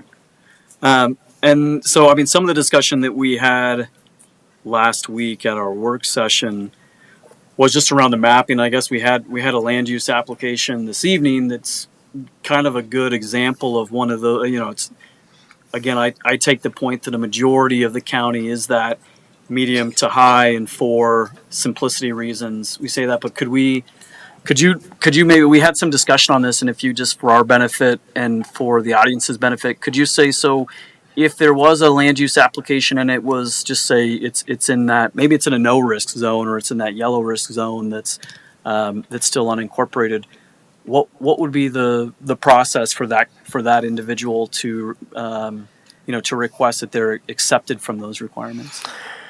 There is a section in the state wildfire code which allows for what they call ground truthing. So they understand that the map is based on the best data they have, but actual local conditions might be different. And so it allows for an applicant to come in and try to make the case that they're actually in a lower hazard zone than the way the code was adopted. But they'd have to come in with good data. They might have to come in with someone who's a wildfire specialist to show. Because even a grassland, we've learned, can be a wildfire hazard or a high wildfire danger. So I guess if they could show that their property was bare rock and there was nothing that could catch fire, or they were just east of a cliff face and there was no combustible vegetation or something. If they could present data to show that they really have no fire danger, then they would present that to the building division and or the Board of Appeals, and then it could be approved to not follow the stricter requirements. Mm-hmm. Okay. And I'm guessing you're probably not familiar with the land use application that was on the agenda this evening. It's just kind of a nice one to use as an example, just The based on townhome project? The townhome one, yeah. I did review it just because almost all land use applications go to the building division for referral comments. So there was a memo in there. So I've seen it, but I don't know it to the extent you do. Okay. Do you happen to know, is that in a low or no risk area? It's kind of, I mean, it's within the GMA. It's kind of urban context, as we just discussed. It's very close to interstate. Yeah, I don't know that I could blow this up enough, but well,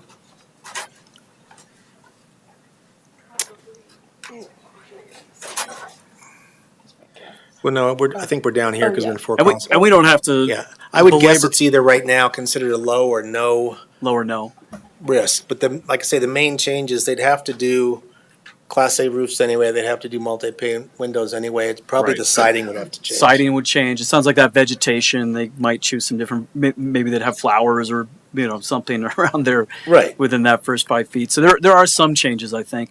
Yeah. So is referencing the mapping, is that kind of, you mentioned you'd have to get a fire expert involved. Is referencing this existing mapping and kind of bringing that forward as a reference and as part of the ground truth process, and confirming that, yes, this mapping was done at a higher level, but here's some on the ground pictures, et cetera. Is that sufficient, do you think? Or I mean, it's hard to say exactly because we'll have to figure out the implementation procedures, and it'll. But that would certainly be one data point to say, well, the original state map didn't have that. Just to clarify one other thing, it's not only for simplicity, but to me, if your home is not wildfire resilient, that puts an increased danger on your neighbor's home because your home is more likely to catch on fire and then that could spread to the neighbor's home. So there's a certain safety in everyone following the rules, whereas, and some of the mapping doesn't make a whole lot of sense. If you look closely, there'll be little dots up in an area totally surrounded by high or moderate fire danger, but it shows no fire danger. And I'm not sure how that came about. Sure. And we did learn in the fires we've seen, well, during the Cameron Peak fire, there was also a fire across the Continental Divide, the East Troublesome fire. Yeah. And that's a huge fire break. That's the Continental Divide. That fire blew across the Continental Divide, so burning wood was going for 10 miles, 15 miles.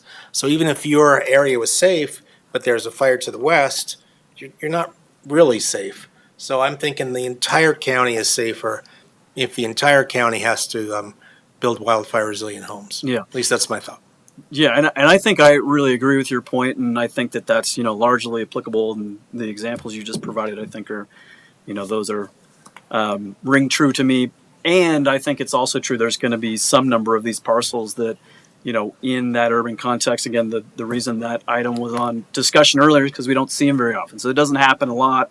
But again, I think my maybe comment at this point would be I'd like to see that there's some process for that's not overly cumbersome, that allows somebody to kind of to appeal those requirements when they're not applicable, maybe when they are in that urban context, and not not one of those instances that you were maybe referring to. And I'll certainly bring that to the Board of Commissioners. I mean, that's what we'll do, is we'll bring any comments the Planning Commission has to the commissioners for them to weigh. Appreciate that. I think I maybe have another question, but any other? Yeah, Commissioner Weiss. I'll let you finish, but two quick clarifications. This particular code does not apply to any federal land, correct? Yes, we have no jurisdiction over Okay. federal land. And just a clarification on the exemption for 35 acres. A plain reading of it is it's only 35-acre parcel. It's not 34 acres or not 36 acres. It's only for 35, correct? And we had an email exchange today. I assume the state legislature meant to say 35 or greater acre parcels, but the way it's written, it says 35 acre parcels. So it would not apply to a 35.1 acre parcel. Okay, thank you. And I'm sorry, I just missed that. Does it not apply to larger parcels larger than 35 acres? I think the way it's written, it just says 35 acres. Yeah. With one house on it, which means if you had 3 houses on it, it probably also wouldn't apply. I don't think that's what they meant, but I believe that's how they wrote it. That's interesting, yeah. It doesn't seem like it makes sense in that for that reason. And again, maybe, I know the rest of us just had this conversation last week, but maybe just for benefit of the record and the audience. So would you mind just re-explaining our understanding of why there is an exception for that exactly 35-acre parcel now? Quite well. I think they meant to say 35 acres or greater. There's an exception in state law that says if you're creating a parcel that's 35 acres or larger, you don't need to go through a subdivision process. And so that's why that number is a visible number, 35 acres. And I believe, honestly, there was no technical basis. I think it was let's say a public policy decision. In order to get the votes for the bill to pass, there were people who had concerns. They wanted that exempted, so it was put in the bill and it passed. Makes sense. I think that's what happened. Sure. And you said it's within the county's purview to not make that distinction between. Right. The way the code is currently written, it has that exception in there. We are allowed to adopt a code that is stronger than the state code, which means we can remove an exception if we choose to. Yeah. We just can't adopt a code less stringent than the state does. Great. No more questions, Commissioner Sullivan? Yeah, Eric, great job explaining it. But for that clarification, I think I misunderstood what you were saying. So as it stands, the folks that are in the low rating would not have to comply with all of this, the same as the medium and the high folks, correct? Correct. Okay, yeah, I misunderstood that. So to me, I have strong, as you could imagine, very strong opinions on this. And having spent my life in this industry, those maps are very, very, very subjective, and they can change on an annual basis. I would recommend that all homes from the low, medium, and high have to conform to that. Again, I've seen 50,000 acre grass fires burn down hundreds of homes, many times over, unfortunately. And then again, I strongly recommend that we do not allow that exemption of the 35 acres or above in it. I think that is disastrous. Great. Any other questions for now, and otherwise we can open the public hearing. So we'll go ahead and open the public hearing. Again, this is the public's opportunity to comment on this item. Is there anyone in the room who wants to comment on the item? And same question online. If there are any members of the public online who would like to comment on this item, please use the raise your hand function. We do have one hand raised. Okay, great. Mike Moore, you may now unmute yourself and you have 3 minutes to speak. Thank you very much. I just had a question about the resiliency code and its effect on existing buildings. And I saw that there's some requirements related to landscaping within 5 feet. Once this is adopted, would effectively every building in Larimer County that's subject to the code be required to remove vegetation within 5 feet? And if so, how would this be enforced, practically speaking? Thanks. And will you state your name for the record, please? Yes, this is Mike Moore. Thank you. Great. Yeah, thank you for that question, and it's a good one. And so we'll go ahead and get that answered for you. Is there any other questions online? There are no other hands raised. Okay, great. So with that, we'll go ahead and close the public hearing. And then, yeah, that is a great question. Do you mind responding to that, Eric? No, not at all. The code applies to new buildings being built or additions of 500 square feet or greater, re-roofing and re-siding.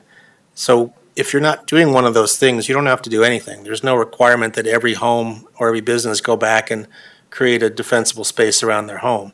They can choose to, and some people work with our wildfire program partners to do that. But the only time it would kick in would be if you're doing a new home or a new building or new addition. And then the defensible space is supposed to be maintained, but how that's going to be enforced, I mean, we don't really know. We don't have, building department typically will permit new construction, do inspections up to final, and then we're done. We don't go back and check things. Fire department goes back and checks commercial properties. They don't have the capacity to check to make sure the defensible space is maintained either. So, and that's a question that everyone around the state's raising. We're not sure how, I mean, there's a requirement, but how you actually enforce that requirement, I don't have a good answer. But it is not retroactive that everyone has to, clear space around their house. And as a follow-on question, so that addition in our work session meeting, you mentioned that if someone were to finish a basement is currently defined as an addition. So if somebody was finishing a basement and that basement was 600 square feet, sounds like that would trigger compliance. Does that require everything? Everything needs to be updated, or is it just the items that you're touching kind of in the basement, I guess? Typically, it's just the items that you're touching have to come into compliance, and the things that you're not touching don't have to.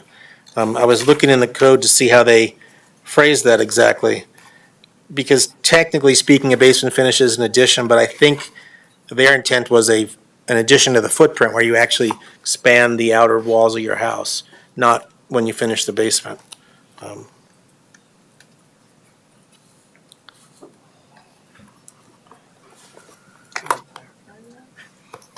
In this process? Yeah, Commissioner Chalet. So the question would be, if the definition isn't clear on that, could we then, in this process, propose an amendment that does clarify that it doesn't include, or that it's specifically to additional footprint area rather than? I think we're okay. I found the section of the wildfire code, and it says, when the work increases the footprint of the existing structure by 500 square feet or more, the addition or alteration must conform.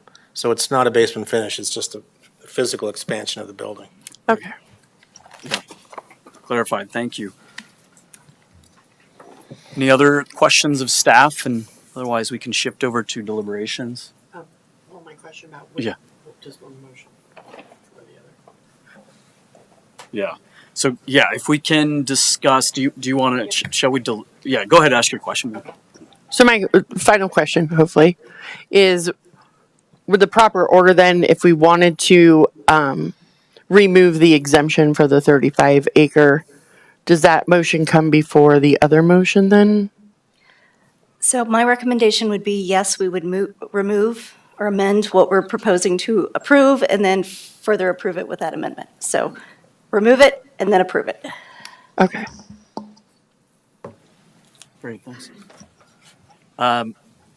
So, yeah, again, we had a work session on this, and I think we had some really good discussions. I certainly, I agree as well with the, and I think we probably had most discussion around the wildfire resiliency code, and I agree with Commissioner Sullivan in terms of the, which is the proposal on the table about classifying everything as medium or high, so effectively eliminating the map, which I think that there's, a lot of issues with that, not only simplicity, but as the chief building official mentioned, there's also just maybe some areas where it's just not accurate. There's the practicality of when you've got high wind forces that these things are, it can be, a pretty dangerous condition out there. So I'm really in support of that. I would like to see that there's a exception process for those, admittedly not probably a lot of exceptions, but those areas that are in those urban areas and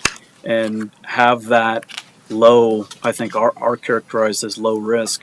And I'm content just to leave that as a comment, but we can make modifications as well. Commissioner Saleh. Thanks. I definitely think that we should just have one standard across the county. I think too often it's really easy to think of Larimer County as within the city of Fort Collins or just on the outer edges or down in Loveland, or even parts of Berthoud. But the truth is, living up in Wellington, I can just say what in the map would be termed as a low fire area. Too often we see grass fires that very quickly spread towards properties on very large acreage, and the risk is huge. There's animals, the risks are just tremendous. I think the map is great unless you live in a county like ours, right? Where Wyoming blows, if y'all don't know, it's very windy. I feel like the wind gets worse every single day. And I think being mindful of property, life first, right? And also livestock, that's an important part of our county. The agricultural piece of all of that needs to be taken into consideration. And I certainly don't think that there should be any exceptions. So that's pretty much where I stand on all that. And I appreciate all your hard work on this particular issue, especially in light of less wildfire funding right now, different things like that. It's just really important that we're proactive rather than reactive.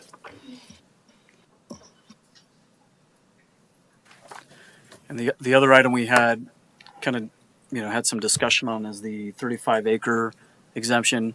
I would also agree with Commissioner Sullivan in terms of removing that. It feels even more arbitrary if our interpretation is it's only a 35-acre parcel. So I think we should pull that out. That's my opinion on that. So.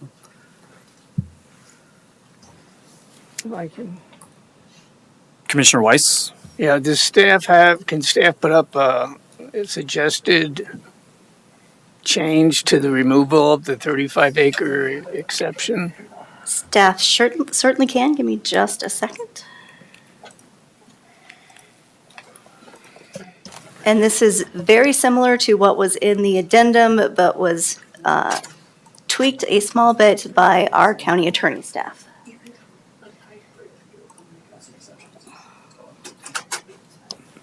No exceptions in the standard as it is, right? What process, absolutely.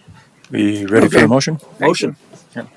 I move that the Planning Commission recommend addendum of the proposed 2024 Building Code updates draft by deleting Colorado Wildfire Resiliency Code Section 102.10, work exempt from permit under this code, item number 10, which exempts any 35-acre parcel with only one residential structure on it that does not abut a residential or commercial area.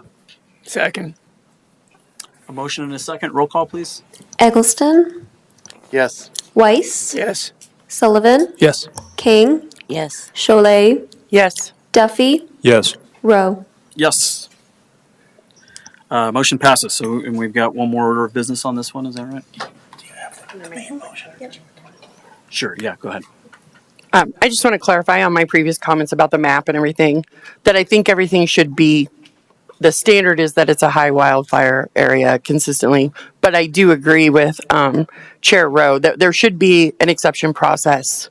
And I know that's a comment, it isn't an amendment, but I think for the record and for staff's understanding, there should be a process that is accessible, that isn't overly burdensome, but isn't just if you show up and say, I'm not in a high wildfire area, you win. You know, something within moderation that makes sense for that unique area that is, like you said, on a cliff with all rocks and, or however that looks, right? So that's all I wanted to say about that.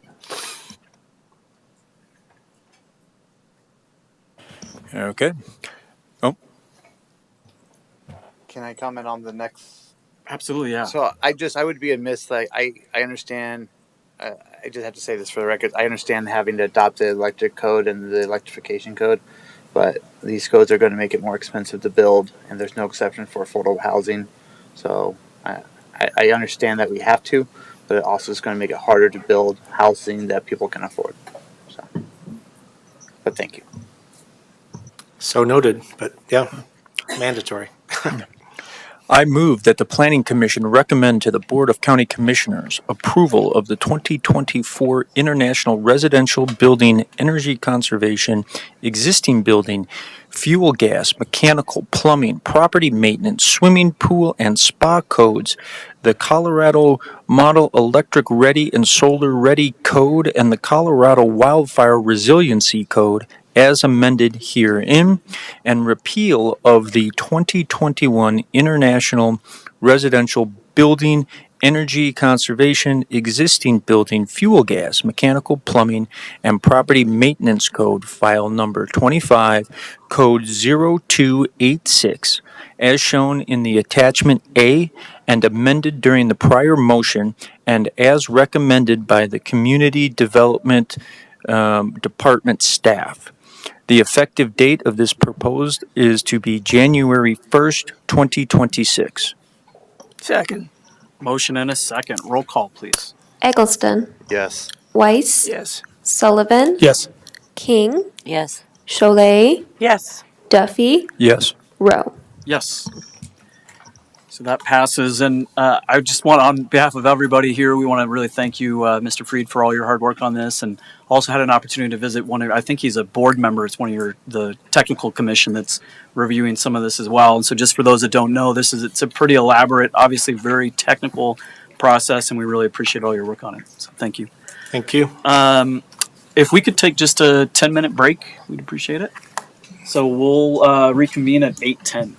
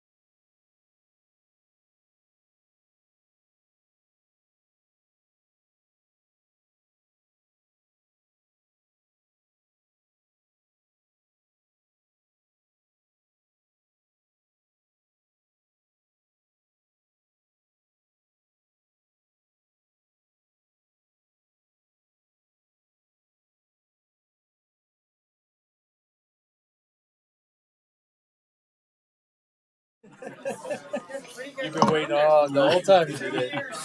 2 years. Yeah. 2 years. All right, welcome back. We'll move on to our next discussion item. Our next discussion item is Larimer on the Move Transportation Plan. Excuse me, we're going to move on with the meeting. So this item is Larimer on the Move Transportation Plan, and the staff contacts are Eric Tracy. We have a presentation this evening. Yes, thank you. Again, Eric Tracy. I'm with the Larimer County Engineering Department. Trying to get this to go full screen here. There we go. All right. Again, with the engineering department here at Larimer County, also the project manager for Larimer on the Move, and we're excited to be here with you this evening in our last steps in this about a 1.5 year long process to get this moving forward. Quickly, I'll go through the agenda that we'll be covering this evening, some welcome and introductions, explanation of what Larimer on the Move is, and we have received some guidance from the U.S. Attorney General's office that I would like to cover with you this evening. Beyond that, we'll be covering the plan components and recommendations, funding needs, and then moving into next steps with you hopefully adopting the plan this evening and moving this into implementation. Quick introduction to our internal technical project team. Again, I'm Eric Tracy, the project manager. Highly involved in this process has been our county engineer, Mark Peterson, Rusty McDaniel, our assistant county engineer, who's also with us here this evening, Brian Fraken, our traffic engineer, and Todd Juergens, our road and bridge director. Also here with us this evening is Jenny Young. She's with our consulting team from FHU, that's Felsberg, Holt, and Olivig. And Stephanie Ball has also been on the consulting team managing this project from their end. Larimer on the Move is Larimer County's transportation planning initiative. We've been working through this again for the past 1.5 years. There are 2 components that we've had within this process here. One was a safety action plan, and then what we're here to discuss tonight is an update to our transportation plan. Our safety action plan, we were running both of these in parallel. However, the safety action plan did move a little quicker. It was adopted by our Board of County Commissioners in April, so that plan is complete. Again, we're here this evening to talk about the update to our transportation plan. Our last transportation plan was done in 2017, and this proposed plan will be replacing the 2017 version of our transportation master plan. Having said that, since our Board of County Commissioner meeting that we had, where they are recommending approval of this plan to you today, we did receive a memo from the U.S. Office of the Attorney General. This memo is dated July 29th of 2025, and the subject on the memo is guidance for recipients of federal funding regarding unlawful discrimination. And this is a 9-page memorandum that we received, and really outlined in this memo is the prohibition of using any language related to the DEI or diversity, equity, inclusion initiatives. And there's a lot of information in this. As we reviewed this memo from the U.S. Attorney General's office and our proposed update to our transportation master plan, to be in compliance with the memo here, the plan, we are not going to be removing any projects, adding any projects, or changing any projects, or changing really the intent of our transportation master plan by removing language within this plan related to the DEI efforts. So Larimer County is highly dependent on federal funding, especially when it comes to our transportation system. So we will be recommending here at the end of our presentation adoption of our transportation master plan with modifications that would put it in compliance with the memo that has been sent from the U.S. Attorney General's office. With that, what we would like to do, I'll turn the time over to Jenny here. She's going to review what some of those changes might be, and then move into the summary of the plan itself. So, go ahead, Jenny. Good evening. Again, Jenny Young with Felsler Colton Olivig. Just to give you an overview of the proposed modifications associated with addressing the compliance to meet the requirements from the U.S. Attorney General's office. We went through the draft transportation plan, which you all have reviewed, and looked for any language that might be, red flag language that might be outside of the compliance with the requirements. We are recommending elimination of the equity goal from the plan, and a slight rewording of the vision statement. And on the next slide, I'll show you that reworded vision statement, as well as the remainder of the goals.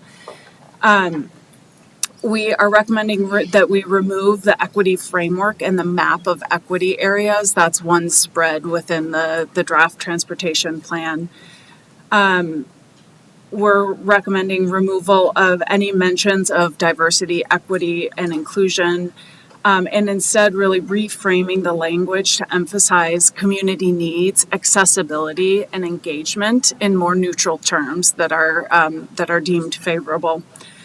And then we've rephrased historically underserved populations to communities with limited transportation options. So it's taking a little bit of it's making it more of a, fact-based statement that there are limited transportation options versus a value-based statement.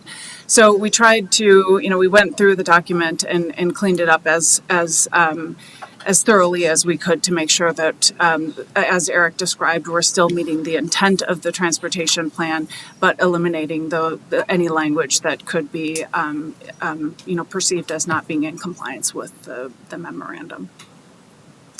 Okay, so with that, I will jump into the overview of the plan. So the vision statement, which is this, kind of overarching vision for the county's transportation network, which is supported by a series of goals. The vision statement is to secure long-term funding that supports a safe and strong transportation network. Efforts include maintaining infrastructure, promoting a range of transportation choices, ensuring access, improving quality of life, and connecting our region effectively. And the one word that we changed in the vision statement, or that we're recommending we change, is it used to say ensuring fairness, and we changed that to ensuring access. So I think this is kind of typical of the type of slight wording modifications where we're focusing less on, equity, inclusion, diversity terms, and talking more about access in the community and providing access to transportation options.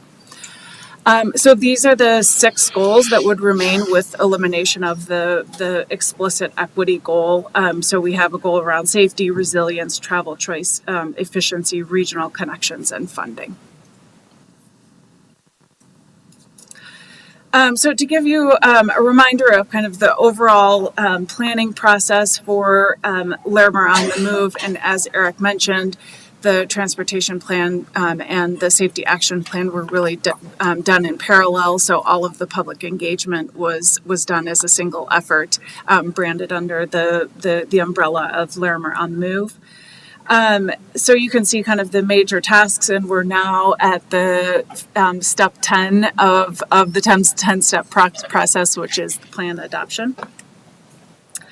The draft plan is broken up into 5 chapters. The first chapter is the background and context, and really sets the stage for why we do the planning process.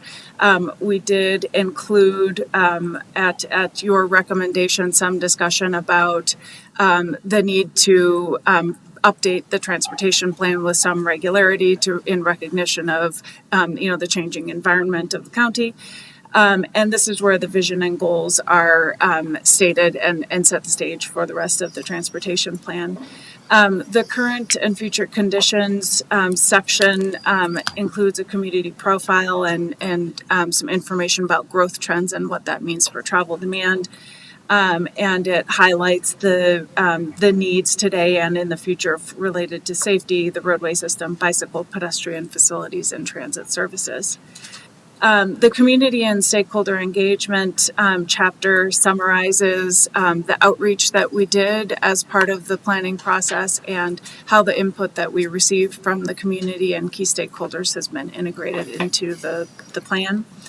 The recommended transportation plan is kind of the heart of the plan. There are modal plans for roadway, bicycle, and pedestrian transit and safety plans. There is a subsection on the LaPorte area plan that will replace the current area plan for LaPorte. And then a section on emerging mobility trends. And then the final chapter on plan implementation describes the project evaluation and prioritization process and provides some cost estimates and funding strategies, as well as performance measures for tracking progress toward meeting the goals of the transportation plan. The public involvement we had 3 phases of public involvement during the planning process. The first focused on the values and needs and really understanding what the transportation barriers and concerns are of the community. The second phase was about priorities and trade-offs, recognizing that transportation improvements are costly and there's limited funding to be able to improve the transportation network. So understanding what the community's priorities are in terms of investments, as well as understanding which goals are most important. And then the third phase was a validation phase where we asked the public and stakeholders to review the draft plan. Did we get it right? Did we appropriately capture your previous input? So just a quick overview of each of the modal plans for you. The roadway plan includes roadway improvements such as widening of multi-use shoulders, addition of center turn lanes, and in a few cases, additional travel lanes, as well as intersection and operational improvements and paving of high-priority non-paved roads. The bicycle and pedestrian plan includes a lot of the multi-use shoulders. So those multi-use shoulders serve multiple functions. They serve both a safety purpose and a bicycle and pedestrian accommodation. We include recommendations for climbing shoulders on some mountain corridors that see a lot of biking activity, off-street shared use paths in a few select locations, as well as crossing improvements along the regional active transportation corridors.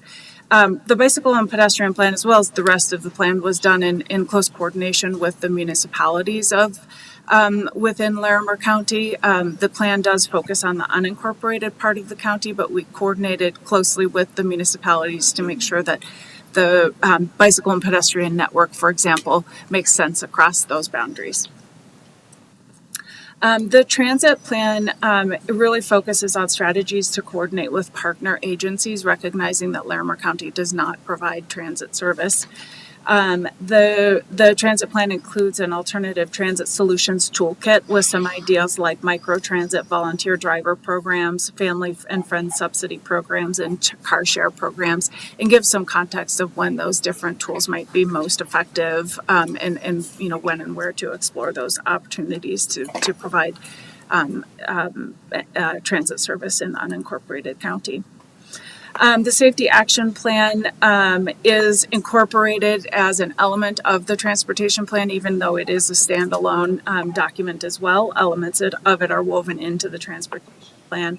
And it's really based, the projects are derived from addressing the high injury network where we see a higher concentration of severe injury and fatal crashes. And it is broken up into short and midterm projects, which tend to be, lower cost, easier to implement types of improvements like improving visibility through signage and striping, speed management treatments, and then some longer term projects that are tend to be more costly, things like roundabouts, roadside design improvements.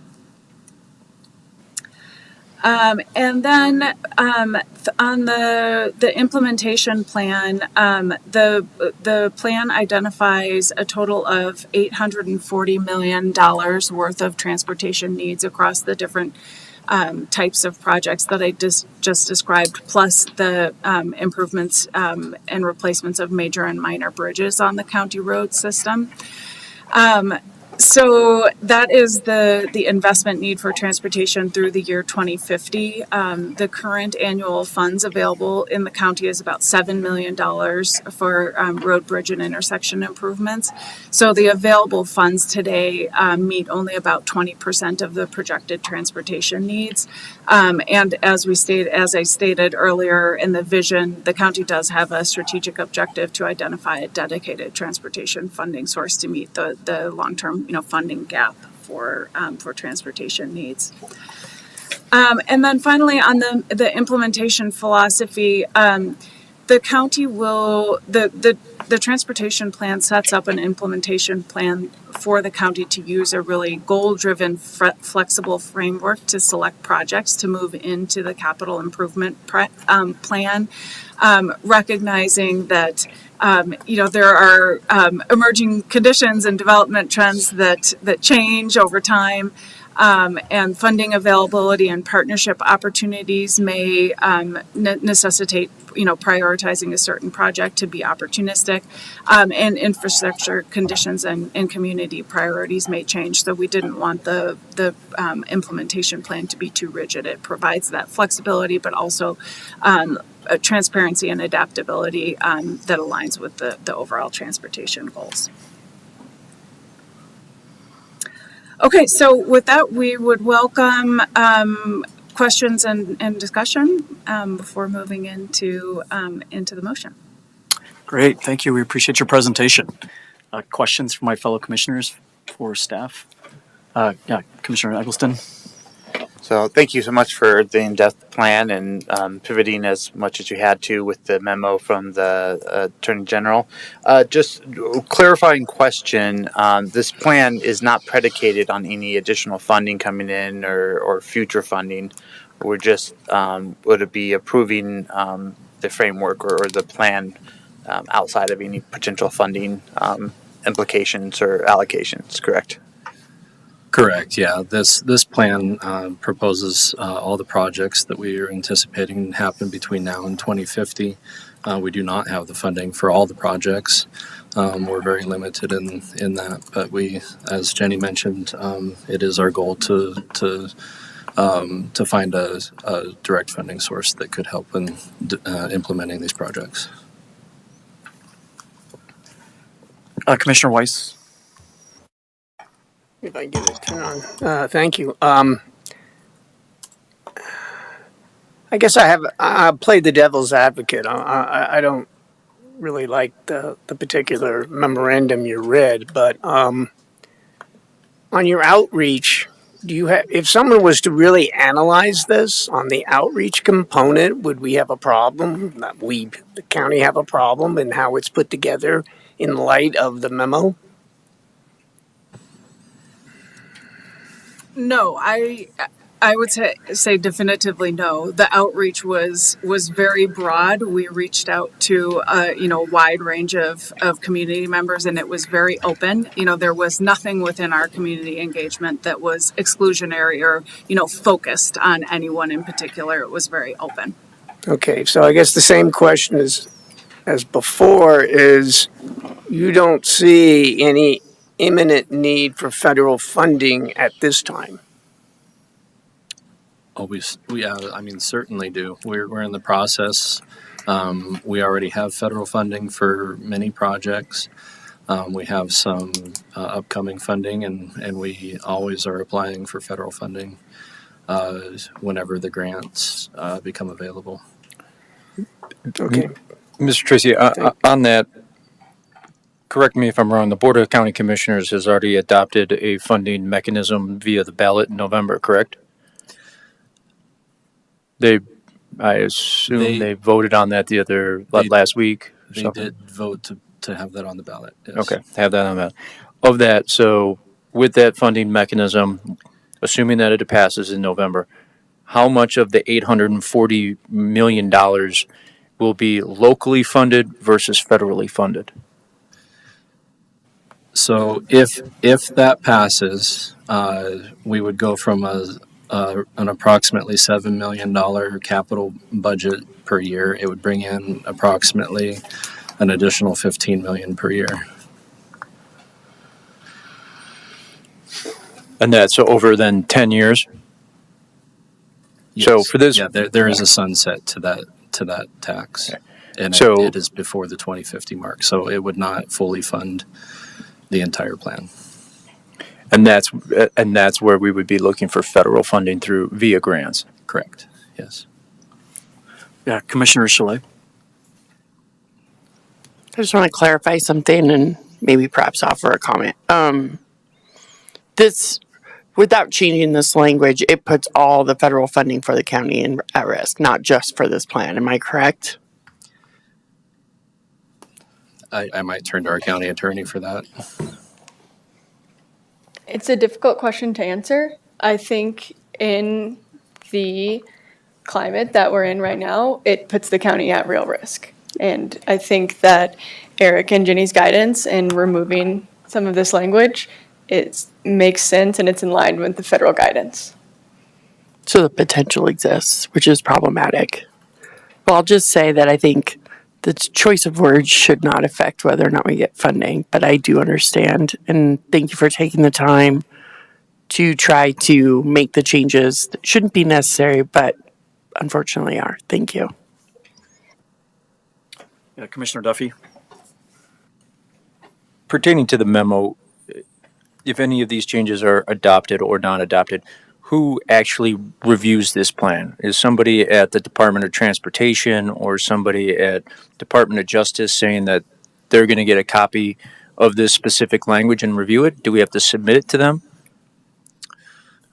They could. When we do the grant applications, a lot of times we do identify if it is included within our transportation master plan, or if it's at the higher level at the metropolitan planning organization level plan as well.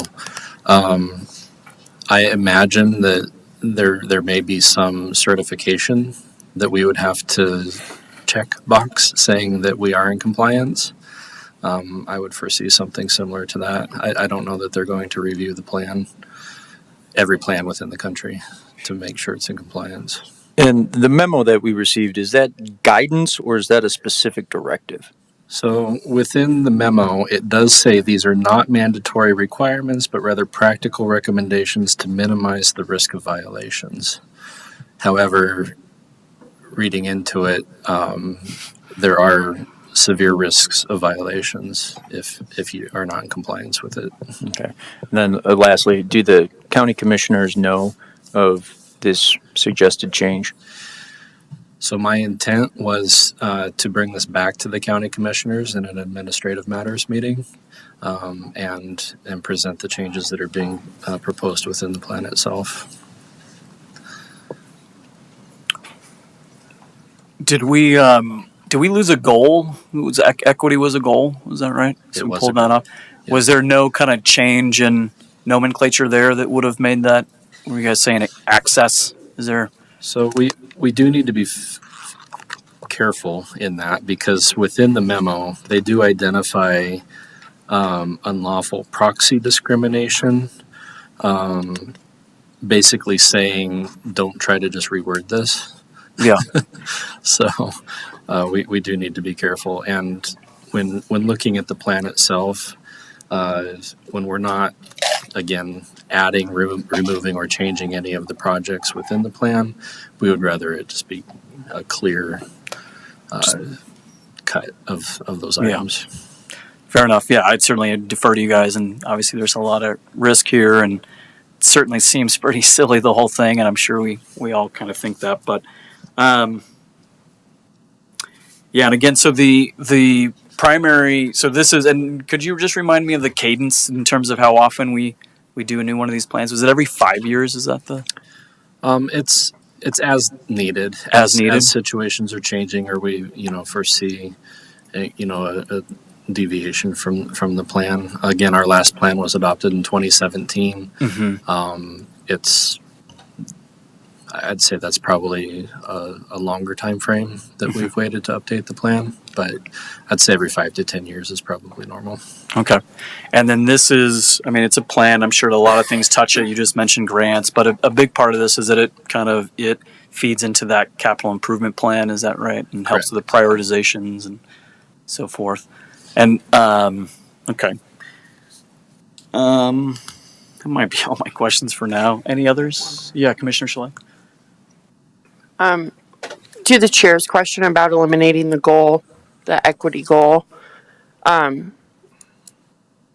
does this change the intent moving forward? I mean, this is supposed to be I know it's a plan, right? But it's also kind of a visionary document of what we'd like to see.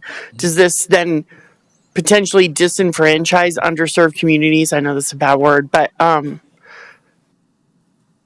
they're not served to their capacity, therefore they're underserved. Like, are we risking potentially unintentionally sidelining those who need transportation improvements the most? I would say no. As we went through this process and considering equity within the process, I believe what we really concluded was the areas that really need the transportation improvements happen to be in those areas anyway. So again, we're not looking there. We're not changing any of the conclusions of the plan based on removing this language from the plan. So the longevity of some of us here or county commissioners and people in the county will bring forth the intent that has now been removed for compliance reasons, hopefully. Yeah, and the other thing that I would add is by reframing it in areas where transportation options are limited, we're getting at the fundamental need of transportation improvements and transportation services. So we're getting at that fundamental need that is retained, and that intent is retained within the plan. Okay, thank you. And is what you just said, is that captured in one of the goals? Because that seems like that would have fallen under that equity goal, I guess. Yeah, I think the travel choice goal does cover that. Okay. A range of sustainable alternatives. Yeah. Well, maybe you guys will think about that a little more. But Commissioner Weiss? I know you're trying to have everything and still be in compliance with the letter. But I think you run a high risk or a risk of, by taking diversity out and putting another word in its place, someone 2 years down the line may not fully interpret it the way you have tried to interpret it to make it work. And the fact that you are even saying that a lot of the areas that need the improvement are diverse locations feeds into the issue. Should you even do those? Because now you're trying to service a diverse population. And to some degree, the memo seems to say, well, you shouldn't factor that at all. So I'm really confused. I know you're walking a tight line, and I appreciate that. But I think, and remember, this administration is only good for a couple more years, and it could all change again. And we could be back changing terminology again. I just think you're probably, since this is a long-range goal and plan, I think you're changing it just enough that somebody down the line isn't going to really fully understand and appreciate what you were really trying to get today. So I have a real problem with that. And I guess my follow-up question to the county attorney is, I'm assuming all these changes that are at least being proposed, the word changes is all right with the county attorney and everything else? Yes. That's all. It's just, yeah. If I could speak to that, as we were identifying the projects, the equity wasn't the only consideration. We had a whole list of technical considerations when we were looking at the projects, and a lot of the modeling that was done projecting the growth in the county and so forth. So, I believe that a project that happens to be within a diverse or economically challenged area, by removing the equity piece, it would still justify the improvement based on other technical criteria. So again, I don't think we would be removing a project. Yeah, good point. Yeah, thank you. Commissioner Eggleston? It's a little bit opining, just but simplify it is we need the funding, even if the initiative passes in November, to get us the 15 more million. It doesn't even pay for the road and bridges. So without the federal funding, so we could be upset about the wordage and try to get the federal funding and then maybe change it later or amend it later, or risk not getting that money and not being able to complete the goals and needs of the county. Yeah, agreed. Would you guys mind just going through the math? So you said current annual funds available are 7 million, and it says available funds meet only 20% of the projected transportation needs. So are there and the total projected transportation needs across through 2050. So for the next 25 years are 840 million. Just trying to understand that percentage, I guess, where that came from. That's the $7 million over the life cycle of the plan, the 25 So years. 7 times 25, I guess, and that as a portion of that 840 is 20%. Okay.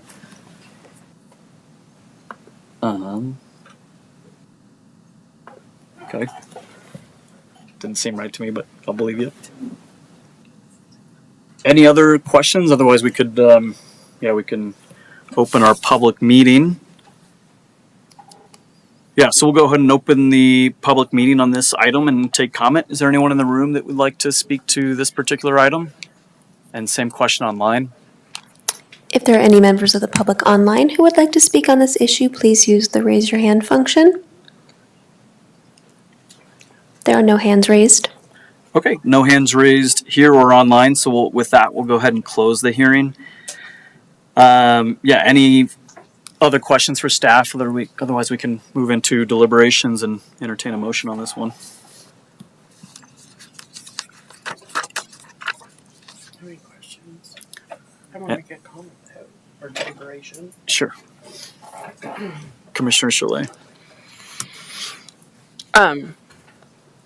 Having seen this previous to the memo, one, I want to just thank you for what a good job you did on this and really identifying some key places that we can make some really great improvements, particularly wider shoulders. We're a very active county, things of that nature. So I want to say that, and I'm fully supportive of the plan and the intent behind it.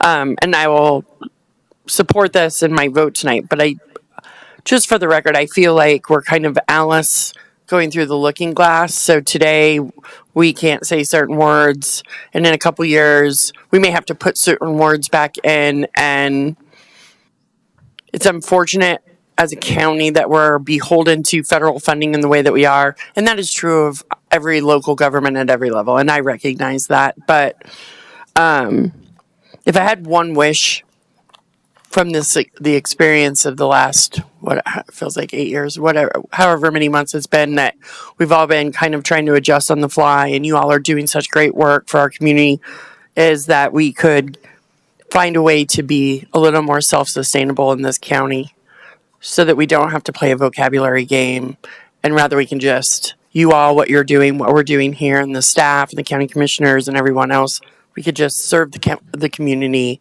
and do what's best for everyone instead of having to spend a lot of wasted time and, frankly, ridiculous conversations around things as simple as synonyms for other things, kind of. So that's all I have to say. Agreed. I'll entertain a motion. I got some things to say first. Your guys' plan is awesome. When we reviewed this, I think it was about a month ago or whatever, the numbers match. the funding mechanism is in place. I think it's great. What I'm about to say is not an indictment of your work. I'm not voting for this tonight, period.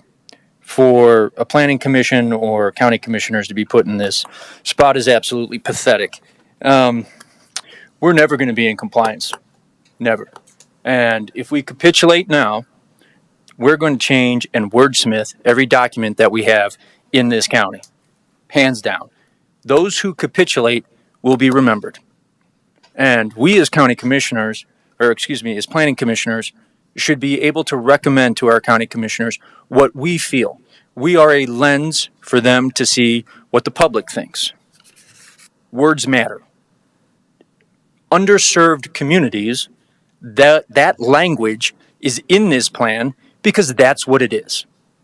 I'm sorry to say it, but we change it now, it makes a great plan go down in flames, and I'm sorry about that.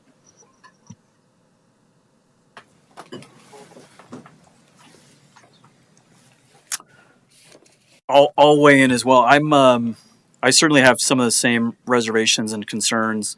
Obviously, we didn't have time to really consider this kind of prior.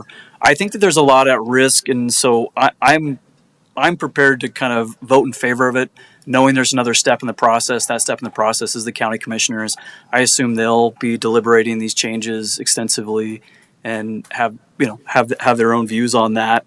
I certainly think it's an unfortunate commentary for our country where the U.S. Department of Justice or Attorney General is sending a memo that is causing us to wordsmith this document in our local community. But again, I think that the stakes are really high, and just because I don't fully understand those ramifications, I'm going to vote for it tonight. And again, I have full expectation that the commissioners will be deliberating that extensively. So.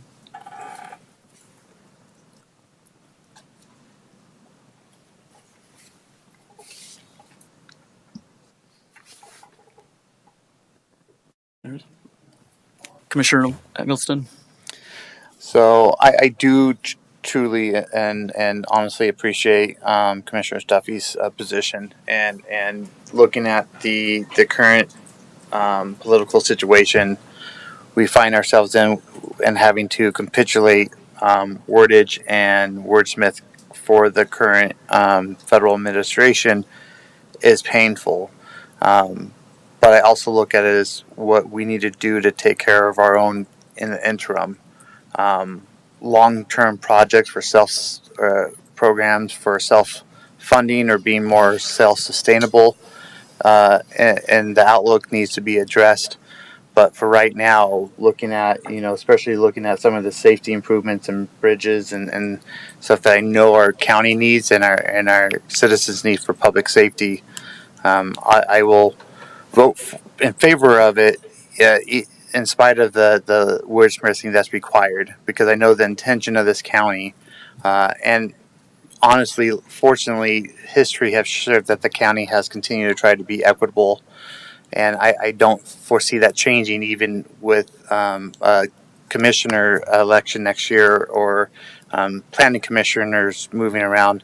The core values of our county still are strong enough that I do believe we'll do the right thing, even if we're having a wordsmith to comply to get federal funding in the current administration. And 2 years, 4 years down the line, that may change, and we can actually loosen up our language better or not have that constraint. But for right now, looking at what we can do to benefit and protect and serve our citizens and our community members as we can, I think that's why voting in favor of this plan is what I'll do tonight. Commissioner Weiss.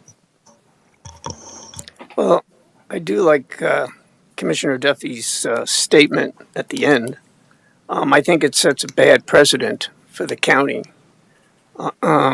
You're going, any project now that you're working on, you're going to have to take this into consideration so we're not in this same place a year from now where you've done this work and now we're having to get in there and make it so it theoretically passes the federal standard.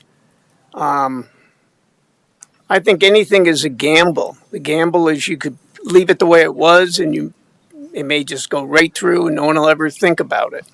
And my gut tells me that's how it would happen. but you did a great job. I was all ready to vote for it, but I just think this is what happens. And I think this county and the area towns around it, have maybe gone against the grain a little bit. And I think it just sets a terrible precedent that we have to start doing things, and any further studies that you do, you're going to have to find some way to pretty much get away from looking at diversity, whether you like it or not, because they will find a way to make it where you have broken the law somehow, if they really want to do that. So I was really debating whether or not I was just going to abstain from this. But yeah, I mean, the way it sits right now, the big thing is you're just setting a terrible precedent if we let this. And I'm willing to make the gamble, and I think I'm on pretty sound footing when I say I think it'll pay off in the end. Ms. Axmaker, just a quick question. I think the answer is probably in the recommended motion, but we're not recommending to the planning commissioners that we are actually adopting this document. So Yes, I was gonna, once you were finished with your deliberations, before you made a motion, I was gonna jump in and just, I guess, set the stage a little bit. So the Planning Commission in general functions as an advisory body to the Board of County Commissioners. However, there are two functions in which case you are the final decision maker, and they're both on the agenda tonight. Lucky you. So when it comes to an L&E, the Planning Commission makes the final determination. That does not move on to the Board of County Commissioners. And when it comes to a comprehensive plan, which Larimer on the Move, the transportation plan, is a subcomponent of the county's comprehensive plan, you are the final decision maker. So let me add a little bit of clarification about how this potentially could move forward so that you understand when you're making your motion and your decision, the ramifications. So if you were to say, go with their recommended motion, you would essentially be adopting the final plan. It does have to go back for the Board of County Commissioners because they are changing goals, we are changing wording, and they didn't get a chance to review that prior to making their recommendation to you all. If they have additional changes other than what's being proposed now, then this would have to come back to you, and you'd get to hear the Board of County Commissioners propose changes to rehear this and do the final approval. I believe our engineering team's hope is that once they go back to the Board of County Commissioners, they will be okay with the proposed modifications that you're seeing tonight. There will be no additional modifications, and so your vote tonight would be the final adoption of the plan. Does that make sense? yeah, question, Commissioner Chalet.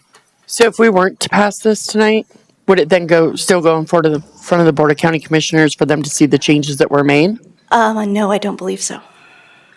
I would suggest that we let the county commissioners at least see these recommended changes and hear what they have to say about this as well. I mean, before we I make would a like to final- hear their input with the significant changes that are made before we make a final vote that's yes or no. If I can't, I'm sorry. Commissioner Weiss, yeah. Yeah, if I can say, can I make a motion for continuance on this until we get feedback from the commissioners?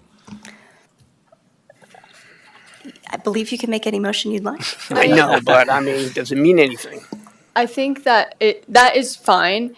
What will have to happen, Chair Rowe, is we will have to open up the public hearing portion again because there will be new information for you to review. So if you want to table this item, to have the Board of County Commissioners review it at that admin matters and provide feedback to Mr. Tracy, then that's something that you can do. Is there a standard length to table this? Because I think we would like to get that feedback quickly, because it is my understanding that the county commission has already adopted the financing mechanism, and we're not going to move the November date. Yes, and so I think we need to consult with our engineering staff and get some input from them on what they would prefer. And I don't know if they have a date scheduled for admin matters, but let's let them chime in. We can have some language in the motion that's as soon as practicable is fine, and we will all work diligently, the three of us, to get it there and get it back. Yeah, I mean, I think we could use it to a date uncertain, and then you plug it in. I mean, that's typically what a lot of times they do, right? Okay. And if we're deferring to the commissioners, and I think our comments will, I think we know where they're going to stand on this issue as well. I mean, I for one am also content to pass I'm content to vote on what's in front of us and give them that opportunity. Obviously, if they make changes, it comes back to us again anyway. So, That assumes that it would pass. what's that here? Now, is that what you're saying? What I'm saying is your comment assumes that it would pass. If it doesn't pass, then it never goes in front of the county commissioners with the changes. Correct. That is where my concern comes in. And so I'm saying, I'm speaking for myself, that I'm supportive of voting for it and sending it forward to the commissioners so that they can review and consider it. And if they make changes, it comes back to us. And if it passes, then it does not. But I think that this is, they're going to be deliberating on this far more than we are. Again, I mean, this was something we just learned this evening. They also have other considerations as well. I mean, they're responsible for, as was discussed earlier, this impacts not just transportation funding, but other federal sources. I think I think that they'll be afforded kind of more opportunity to discuss this with staff, et cetera. So that's the basis of my opinion on this. I guess I'm confusing what you're saying, because my understanding is if we vote on this now, if it passes, if the majority of us say yes to the changes, then it goes to the county commissioners.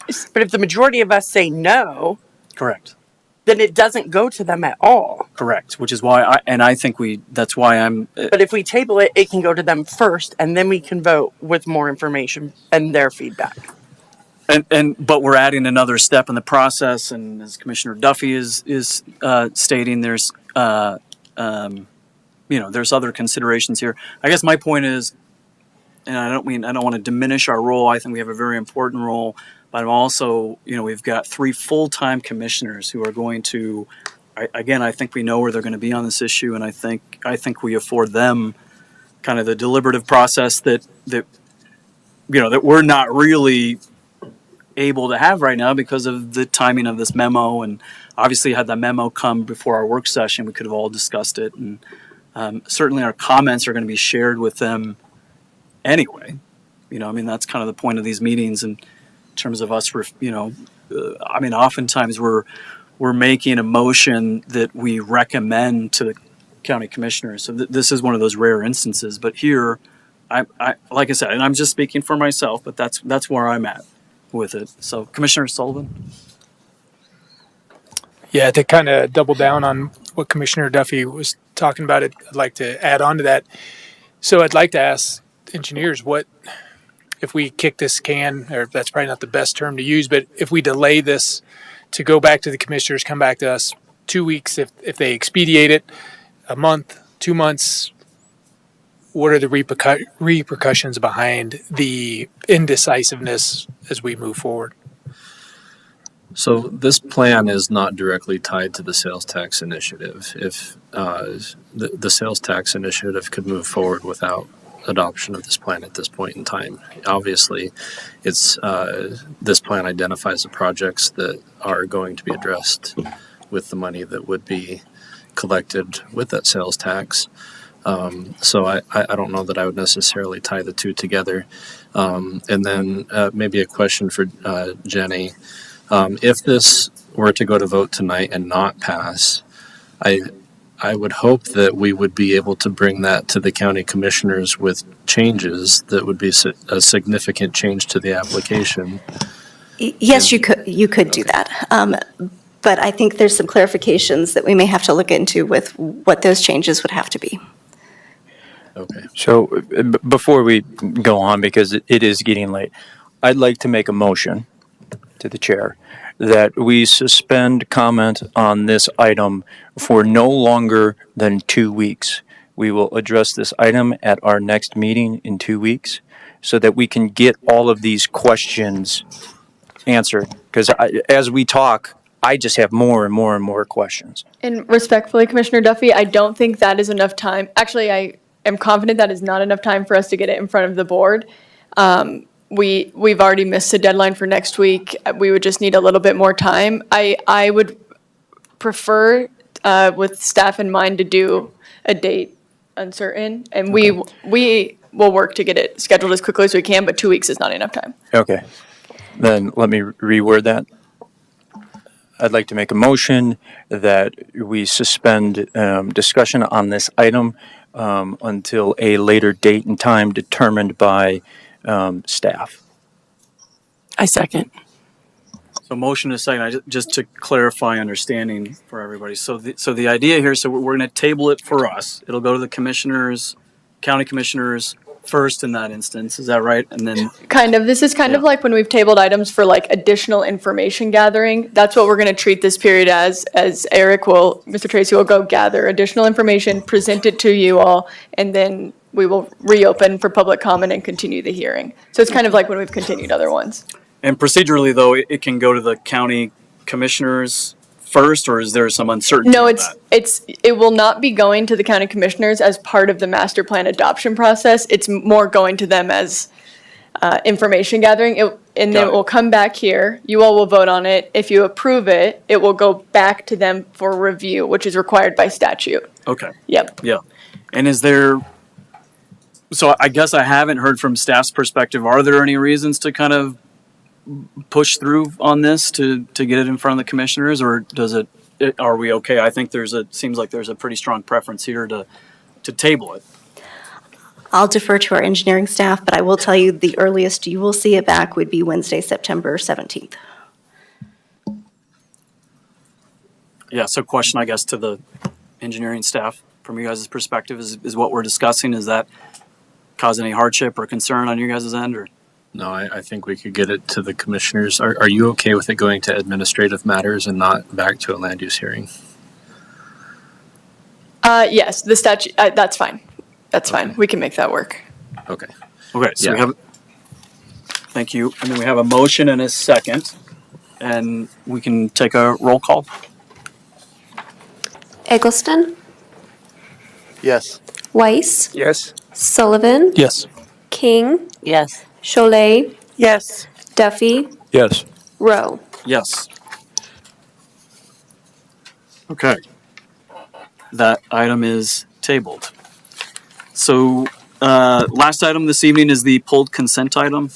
It's the Bar Either and Castellanos, and sorry if I'm butchering that, rezoning. No, it's the sorry. L&E. Yeah. Apologies, yeah, it's the location and extent. City of Loveland Firefly Trail, location and extent, file number 25 zone 3790. And Mr. Curry, you have a presentation for us.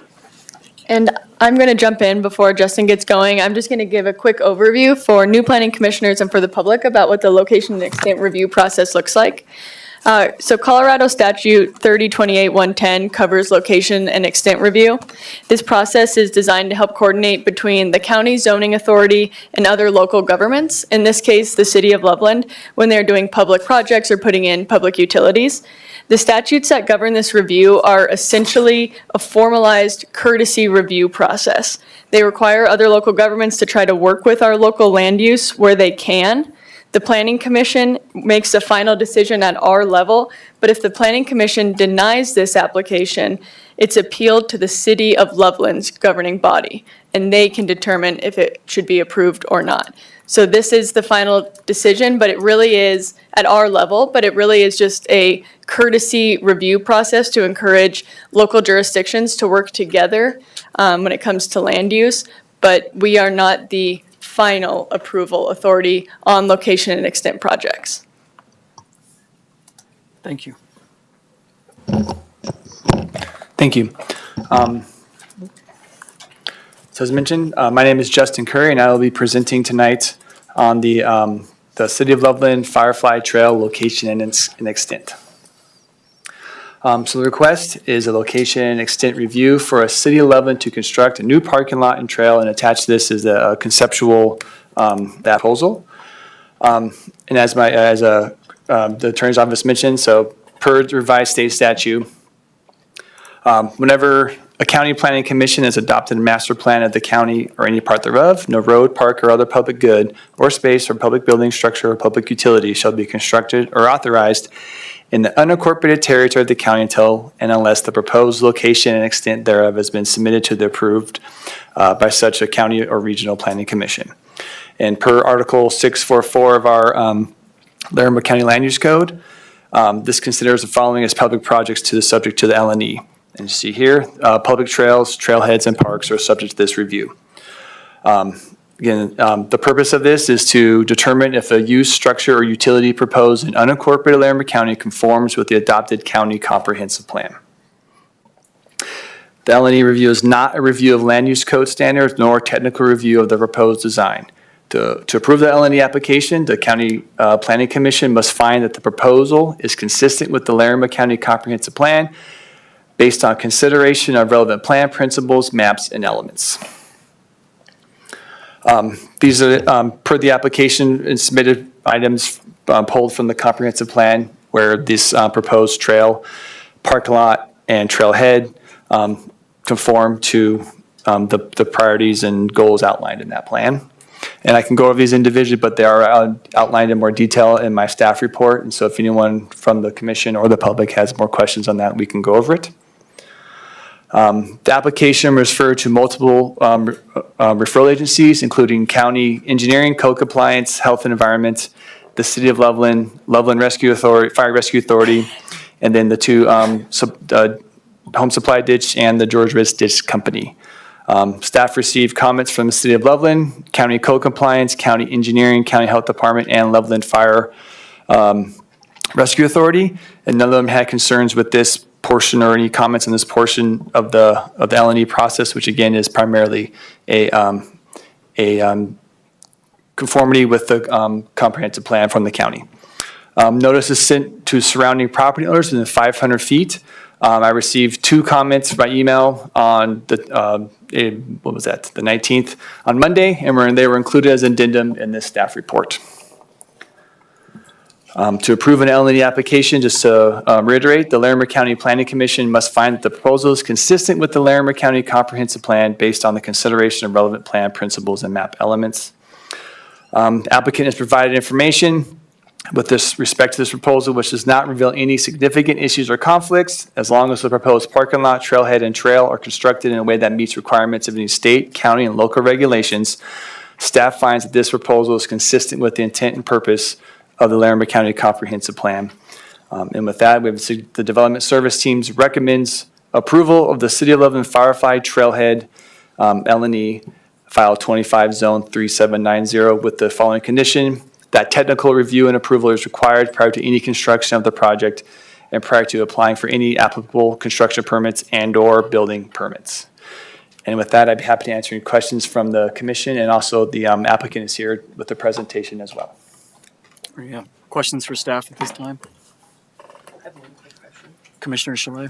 In your staff report, it encourages the City of Loveland, who owns this property, but it is not currently annexed in, to annex. Is that a requirement that the county will be making before development?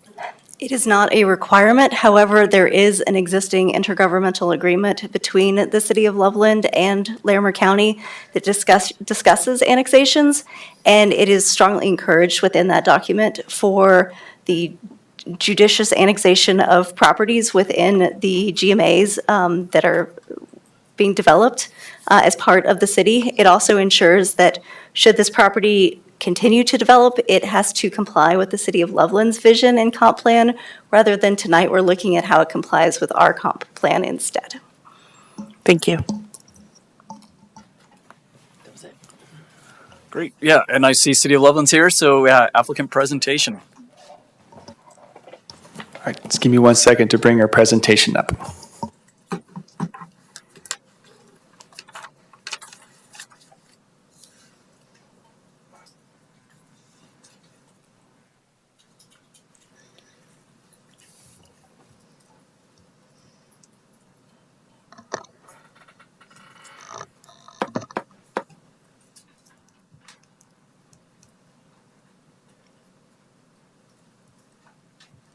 Perfect. All right. Good evening, commission members and members of the public. My name is Bethany Clark. I'm with City of Loveland Parks and Recreation Department. I am also joined here by Brian Harding, the Parks Planning Manager, Marilyn Hilgenberg, the Open Lands and Trails Manager, and David Kasperzak, a fellow planner with me. So we're just going to go through a little bit about the project, some of the history behind it, and how we came up with the concept that we are proposing as part of this location and extent. Just a little bit of agenda items here. Those things didn't quite get changed, but anyway, we're going to go over the background of this. I'm going to give, like I said, going to give you a little bit of history, go over the project concept, identify how this is, how this meets the comprehensive plan policies, and open it up for questions. So the project is located in West Loveland, south of Highway 34 and north of West 1st Street, also known as County Road 20. It is west of the Mariana Butte Golf Course and adjacent to the already preserved Maury Wildlife Reserve. This property is a largely agricultural property.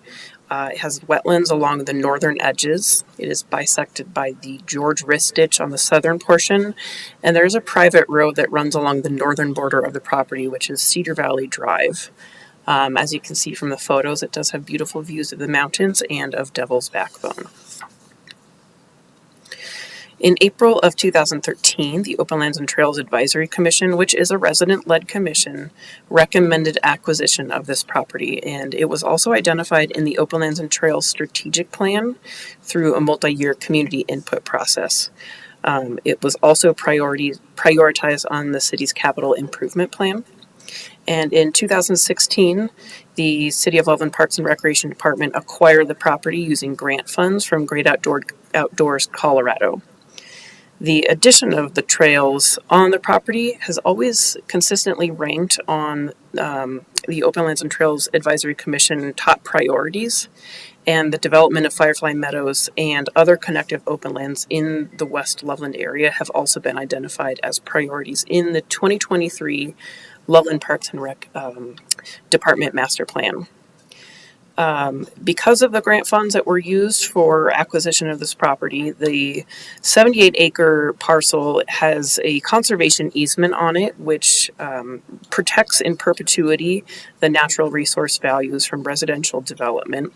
There is a 5.7-acre parcel on the northeastern portion of the project that is the only that is the developable area.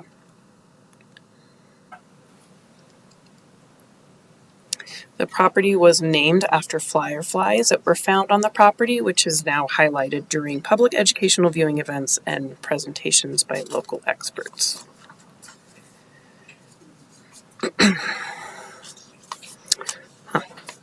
Are missing a slide, but the project concept was developed with several partner agencies that were involved in the plans, including Larimer County Department of Natural Resources, Great Outdoors Colorado, Trust for Public Lands, Colorado Parks and Wildlife, Home Supply Ditch Company, and the Firefly Conservation Group. The concept that we developed was influenced by topography, environmental disturbance, habitat, continued agricultural use, distance to neighbors, and many other considerations. So the trail we are conceptualizing is a 1.8 mile trail loop that is intended to be located on already disturbed areas, a private road on the northern portion that I mentioned, and 2-track roads kind of surrounding the irrigated areas and horse grazing areas that have been used for the past several decades. We have incorporated informed changes to the original draft concept because of stakeholder conversations, including the location of the proposed parking lot, pulling back the trail from the eastern edge, and some of the considerations of the continued agricultural use that we are intending for this property.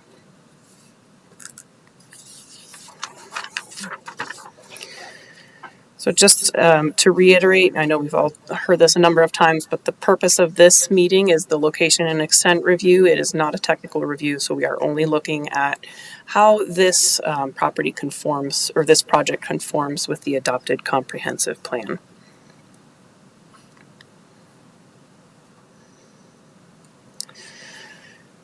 So the first item We are meeting the comprehensive plan in the rural development, conserving natural resources, and supporting recreational uses. As I mentioned before, this protects 80 acres from development. It balances preservation of wildlife habitat and public use of open lands.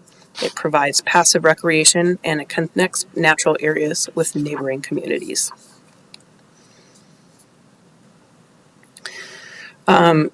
It meets the economic health and resilience policy in that it supports the rural economic value of conserved areas.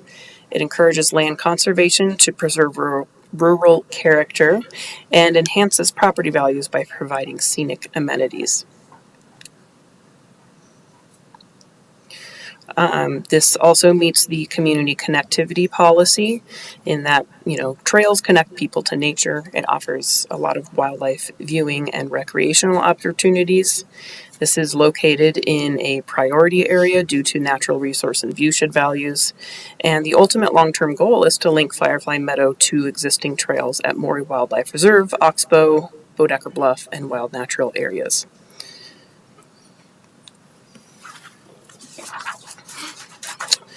And finally, the natural resource, wildlife habitat, and ecosystem policy. Wildlife and natural resources were evaluated by city resource specialists.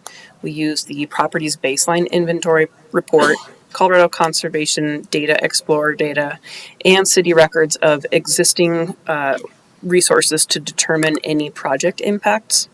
So the trail construction impacts obviously will be minimized by the reuse of existing 2-track and paved roads. It does preserve important firefly habitat, and on-site habitat assessments have helped determine the best location for new trails to avoid sensitive habitat. And a slide that did not make it in here, but I will just briefly touch on.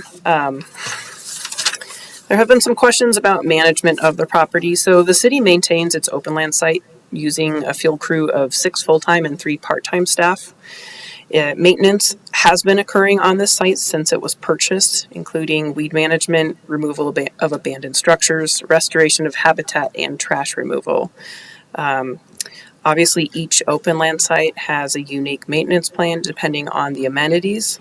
But with this one, we will continue the maintenance of the property, fire mitigation via the agricultural lease to keep the property mowed. We also continue to use mow strips. We will continue with trash removal and signage and proposed gates that will close at sunset for the parking lot. With that, I'd like to open it up to any questions. Yeah, thank you, Ms. Park. Yeah, questions for Ms. Park at this time? Seeing none. Okay, thank you. We appreciate your presentation. So with that, we'll go ahead and open the public hearing. This is the opportunity for anyone in the room to give comment or testimony, and same for online. So could I just get a show of hands for the individuals that want to comment on this item? Yeah, okay. So we'll stick with our, and I think we already got kind of a tally from online. There's a few of you guys. We're going to stick with our same 3-minute limit on there, but we would ask if you, just to not hit on the same themes. It's just if you can give us new information, that's really helpful. And if not, you can simply say I agree with the last people who spoke. So. So yeah, with that, and thank you, Ms. Park. Yeah, sorry. With that, if you all want to just, we can start on this side of the room. Yeah, you, sir. And then if the next person kind of closest could just kind of line up so we could kind of be efficient with our time, I'd appreciate it. So whoever's next, get in that holding area. Pardon? Just a comment for everybody else. Could you introduce yourself, sir? Could you introduce yourself, sir? Yes. Yep, thank you. I'm a little hard of hearing. No problem. Yep. And my memory's bad. I'm Ken Morey, and I live just outside the 500-foot notification area. But I have dealt with the properties adjacent to this proposed site for about 48 years. And I'm the developer of that area, and I've known a lot of these people. I have three concerns. There's a road that was running on the north side of that of this proposed site. Okay, that road is gated at this point in time. When I first did the development, that road was open and very minimal traffic on it, and it's not considered a major collector or even a minor collector anymore, I don't think. But that with the road there being closed off, the development to the east of it, there's two developments to the east of it, one that I dealt with. And the one I did, there's a bridge on Cedar Valley Drive. That bridge in a 100-year flood is underwater, okay? It's a city-owned, city street bridge. And I'm concerned about the loss of the access to the west on this road. There's also a bridge going south from Cedar Valley Drive on a street called Deer Meadow. That bridge is bigger than the Cedar Valley Drive bridge, but it is still in the floodplains. And I'm very concerned that with extensive flood out there, that we could lose access out of the subdivision part that is west and north of those two bridges. It includes 25 lots in the reserve and 36 homes in the Masters subdivision. If something happened to that one bridge next to my house, if it goes underwater and stuff, and if there's erosion around it, it's gone for months. The Deer Meadow Bridge, if it's damaged and there's a lowland to the south of it that with a George Riss ditch flowing through it, if that's breached and washes out through there, and Cedar Valley Drive does not. I'm sorry, sir, that's your time. It's going to wash away, and that's going to be a major problem. Thank you, sir. Yeah, thank you. We'll take the next person, please. Pardon? Thank you, sir. Yeah, thank you. Do they have a view of the timer by chance at all, or where is that timer shown? Yes, it's up. Is it over there? Okay, I can't see it. If you guys, as the timer ticks down, if the next person just wants to kind of step up, that'd be great. Line. Yeah. Okay, my name is Judy Bothan. I live at 5550 Long Branch Court for 45 years now. This is part of Broken Triangle Estates. I'm a member of the HOA, and I'm only speaking for myself. A city planning department member explained to me that the second access to Firefly Meadows was to provide access to us and to nearby neighbors who walk or ride a bike. I appreciate the thoughtfulness, but I have some concerns. There have never been many walkers or bike riders from nearby neighbors. Often, those who do come in cars. They park at the south end of 23E, and then they get on their bikes or whatever, and they go through a subdivision. To get to the Firefly Trail, they will park at the north end of 23E. As there is no parking area there, and the turnaround is tight, it's most likely they will leave by driving around the subdivision, and that's where I'm concerned. We have no sidewalks. Therefore, we use our streets for all the activities one would expect on sidewalks. We have people with disabilities who walk slowly or travel by a wheelchair. We have children whose numbers vary depending on how many playmates they have. As children will do, they are forever busy, going from house to house, riding bikes and trikes and scooters, pulling wagons, roller skating, exploring the neighborhood, and checking out Dry Creek. Due to the cul-de-sac design of BTE, most of the traffic we have is related to our residents and the people on 23E. Because our streets are sidewalks, we look out for each other. My concern is the second access to Firefly Meadows Trail will bring more vehicles, traffic, and pedestrians and bicycles, and they may not look out for us. Sacagawea has a hill coming up and has a steep hill coming down, and it's a real temptation to come downhill fast. There's a curve on Long Branch Court, and I've seen people go around that fast. And then when you leave, when you get to a certain part of 23E, it drops down, and there's a straightaway right to the stop sign, and that's fast. But those of us who live there, we know it's posted, and we look out for each other. And I'm particularly concerned that this creates a hazard for our children. I think a second access to the Firefly Trail isn't necessary. Currently, there are at least 8 open spaces in or near the city that have only one entry exit. Most of these have designated parking areas. These areas are Kings Crossing, Oxbow 1, Oxbow 2, the Maury Natural Area, Prairie Ridge, Coyote Ridge, and Viesta Smith. Again, I want to sincerely thank the city planners for taking our neighborhood into consideration, but for safety concerns, I ask that they not plan a second access to the Firefly Trail by 23E. Thank you. Thank you very much for your comments.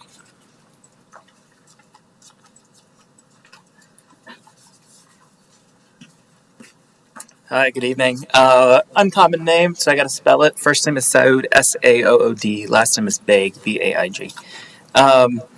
Like Judy, just before me, I am a resident of Broken Triangle Estates. I share actually a property line with Firefly Meadows. I'm thrilled that we're going to make it a natural open space. I'm thrilled that we're conserving it. But I have a couple concerns that I don't think the plan addresses. I've lived in my current home for 3 years. We've seen deer, coyotes, foxes, bears, owls walk right through it into this open space. We've seen, Monday night, we saw an elk cow and a calf in the proposed observation point, right? And this is kind of where, to the point that Judy was making, we have some concerns, right? I think a proposed walking trail is a balanced way for the public to appreciate this natural space, but I strongly oppose, I can only speak for myself. I strongly oppose the planned picnic area and observation point. Unlike a trail which encourages transient use, the proposed features, the observation point and the picnic area, promote stationary activities that invite the public to linger and leave plenty of trace, trash, noise, smells, other disturbances. These disturbances will inevitably displace wildlife and degrade the habitat. I urge that we amend the plan to remove the picnic area and the observation point.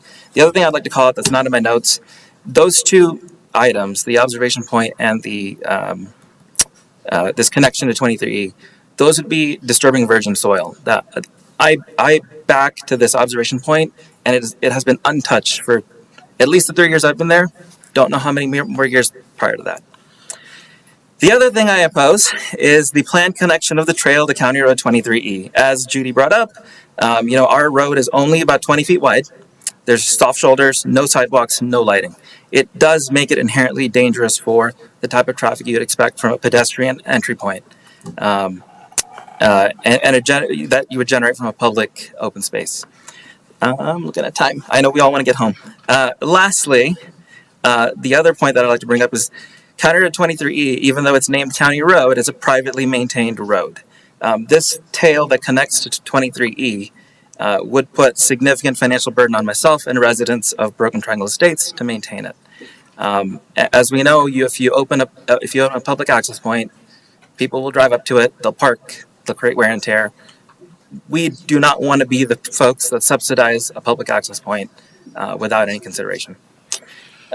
Lastly, I'll close with, we value the work that you guys have both done with the open space. We like the idea, but I don't think it addresses some of the concerns that we have ecologically, from a safety perspective, and some of the financial impacts that we might have.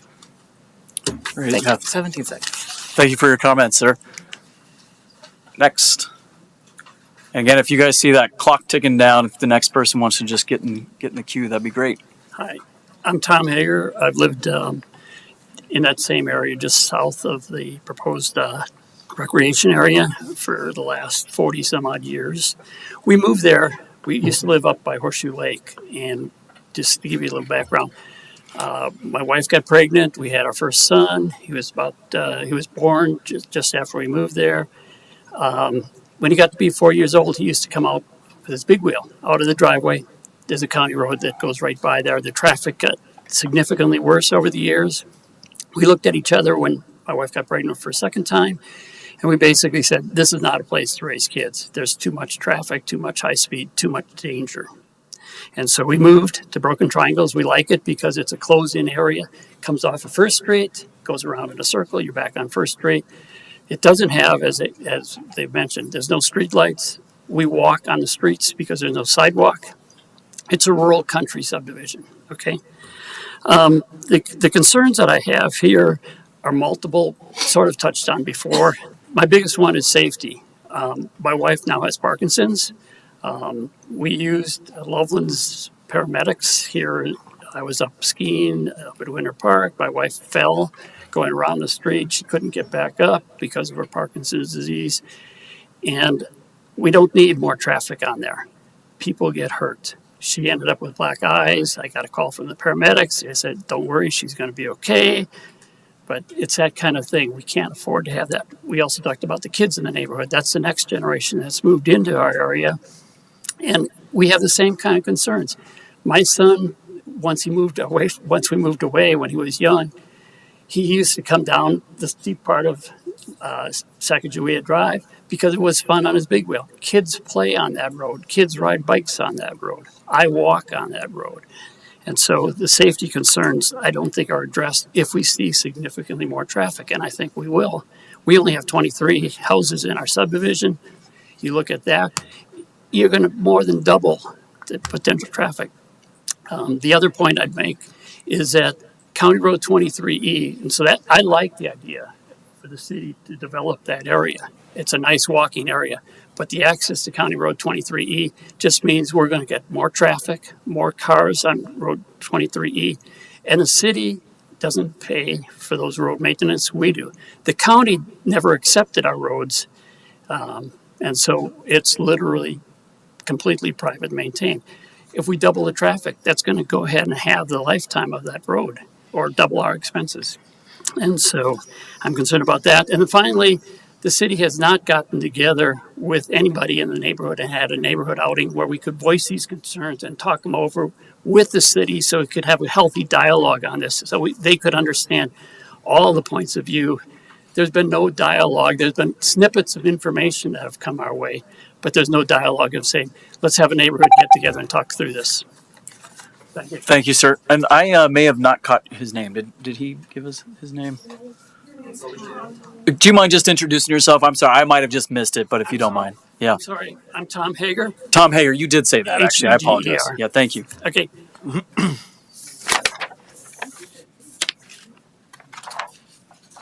Good evening. My name is Blaine Pritchett, B-L-A-I-N-E, Pritchett, P-R-I-T-C-H-E-T-T. I live on property adjacent to and backs to the area that's proposed for development. So my view is the trail area, not the parking lot. I'd like to point out two issues that I have. I think there's fatal flaws in the application, and it should be rejected because of the fatal flaws. And I'll point out the fatal flaws. But first, let me talk about issue number one. Issue number one is the public hasn't had an opportunity to comment on this development. So, and I'll give you an example. In the application, it says, as of the date of drafting the staff report, no comments have been received from surrounding property owners. Well, the application's dated July 22nd. I got a opportunity to comment via this postcard. It's dated July 31st. So I didn't get it in my mailbox till sometime after July 31st. So I've had about 14 days to comment on it. Yet during the time of the application was written on July 22nd, it says that they've received no comments. Well, obviously, no one's been given the opportunity to comment, or there's been a comment period that hasn't been effectively communicated to the landowners and stakeholders that will be impacted by this development. So to me, that's grounds for dismissal of the application. my other reasoning for grounds for dismissal from the county is on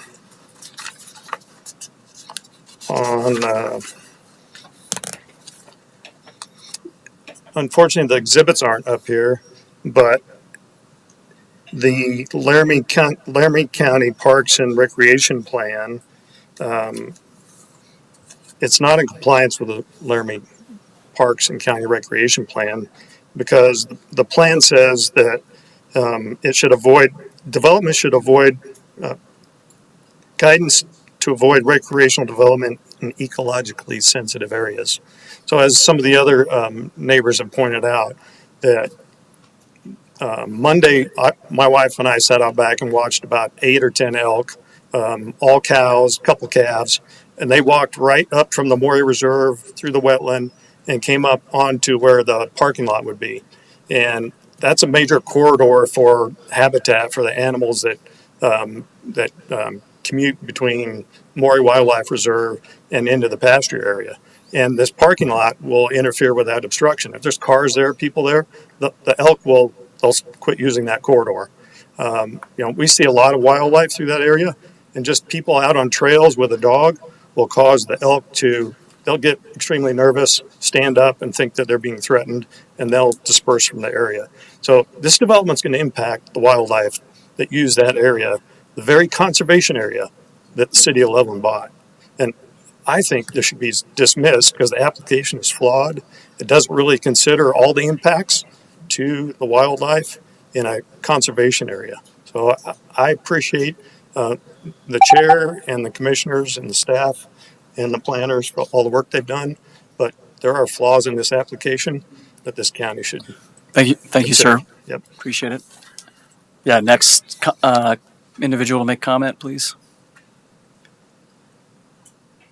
And we can go on. Maybe if you guys don't mind among yourselves, just see who's next, or we can do a show of hands again if that's helpful.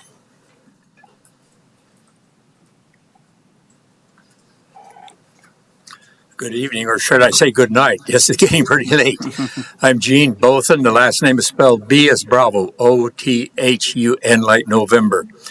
And I live at 5550 Long Branch Court. And my wife and I bought the second lot in that neighborhood way back in '76, so we've been around for a while. We had about 22 properties, and of those early on, we had, I think, 2 properties the residents were retired folks. All the rest of us were young families with young kids. Now, with given time, I think that word is gentrification. Anyway, it's been a happening, and you're looking at him. But as time has gone on, for various reasons, of course, people move away, or people retire like I have, or they die like we lost a neighbor just the other day, and that makes me the old guy in the neighborhood, I guess. But anyway, we have watched this neighborhood just kind of not quite die, but just get older. But now there are enough properties come available, and younger families are moving back in, and little kids. We are tickled silly because just on our east are 2 little kids. Well, the littlest guy, I think he's 3 years old. He just got his new bicycle, and he learned to ride it, and he's just proud as can be. He's riding on the street, of course. The driveway is gravel, and it's a little bit uphill, and so that's the only. Now, on the other side, there are 2 more little kids. They're delightful. And down the street, there are more, and so I look up and I see 3 little kids coming up the street, running or walking on scooters or whatever. They're all over the place. They're coming down to play with these kids. So the point being, the city is looking at it, okay, and they're going to make this, and she did not show you that there's this plan for later they're going to come in and take over our place. And they have admitted they don't have any parking there, so they want to use our streets for parking. Now, when you turn, we know from experience, they wouldn't turn around there and go back out. They'll come in right at the end, and then they'll drive all around it. And coming down, I think somebody mentioned coming down that curve and people going pretty fast. And we have a 20-mile-an-hour speed limit, and there are people who don't obey that. Somebody told me, now I don't really see the school bus, but he said last year the school bus was speeding through the neighborhood. So if the school bus is going to speed through the neighborhood, what are the other people going to do? So my big concern is safety for the kids, number one, and for the rest of us when we're out walking. Oh, and those aren't just the only kids. I have 5 grandkids to come around to. So thank you for your attention. Thank you.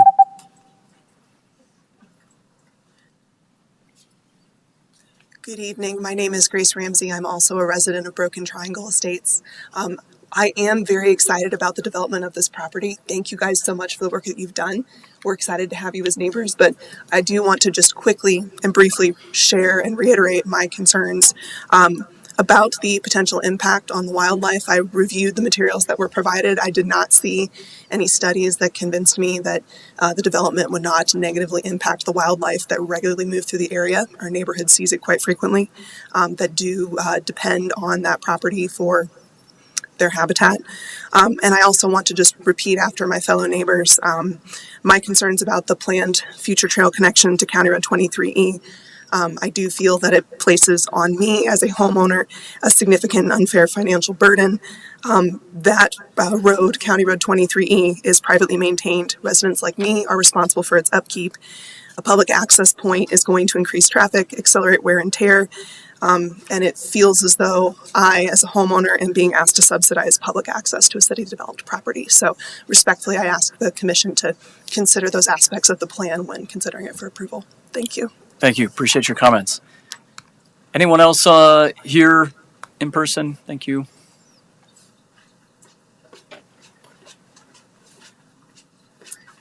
My name is Carol Lee Long, and I live on Cedar Valley.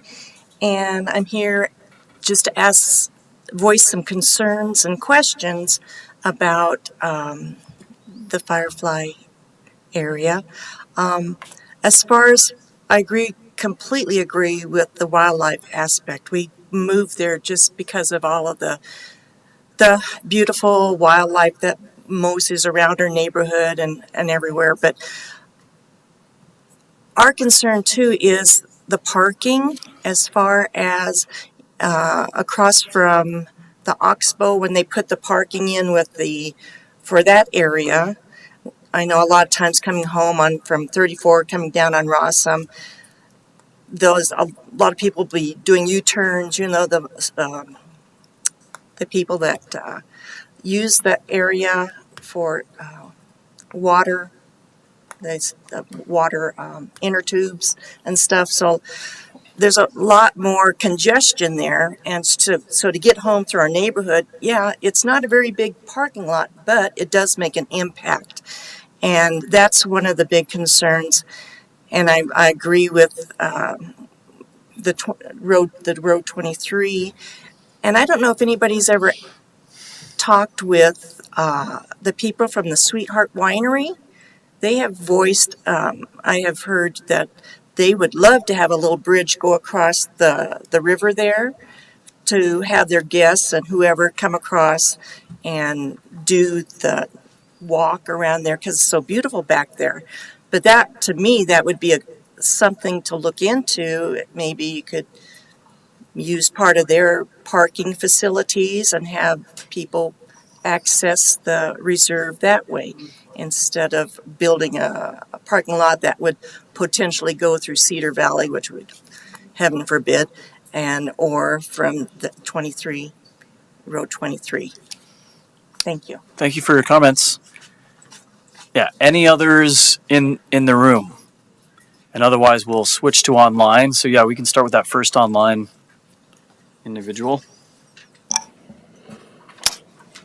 Greg Petruska, you have permission to speak. Please unmute yourself. You'll have 3 minutes. Thank you. I appreciate the opportunity to speak with you. I'm Greg Petruska. I live on Owl Grove Place, right across the street from the Pritchards, who also submitted a letter that's in your packet Our letter is on pages 57 to 60 from my wife Michelle and I. We wanted to note that most of the immediate community that will be affected by this proposal first learned about it by receipt of postcard last week. And we've only had a few days to try to understand what's going on and digest the information. And I think it's critical that there be much more community involvement here. Apparently, the city of Loveland contacted some 7 or 8 people in our community, a small fraction, less than 20% of the people that are directly affected by this proposal. The question about why the city has not annexed the property in is a question that should be answered. Other questions include, seems like this is very inconsistent with the county comprehensive plan priority, as it does not really integrate with the adjacent properties, the Maury Wildlife Reserve, or the properties to the immediate south or east. There are hundreds, literally hundreds of elk that migrate through here from fall through spring. We've seen elk die that have jumped over and fallen from the barbed wire fence that surrounds some of this property. And the concern we have is that the plan does not even address the wildlife mitigation or migration through the property. Our community does not allow fences specifically for that reason. The other day, a neighbor posted a mother and 3 cubs running along the Risk Ditch. A bear and 3 cubs running along the Risk Ditch and up to this proposed development, right across the ditch from the development. So you're missing out significantly on the connectivity with the properties around. You're missing out on the addressing the ditch and the bridge that crosses it for your viewing area. You're missing out on engineering management of the slopes that are involved with that property to the immediate south. It just appears that it's a very sloppy proposal that hasn't been well thought out at all.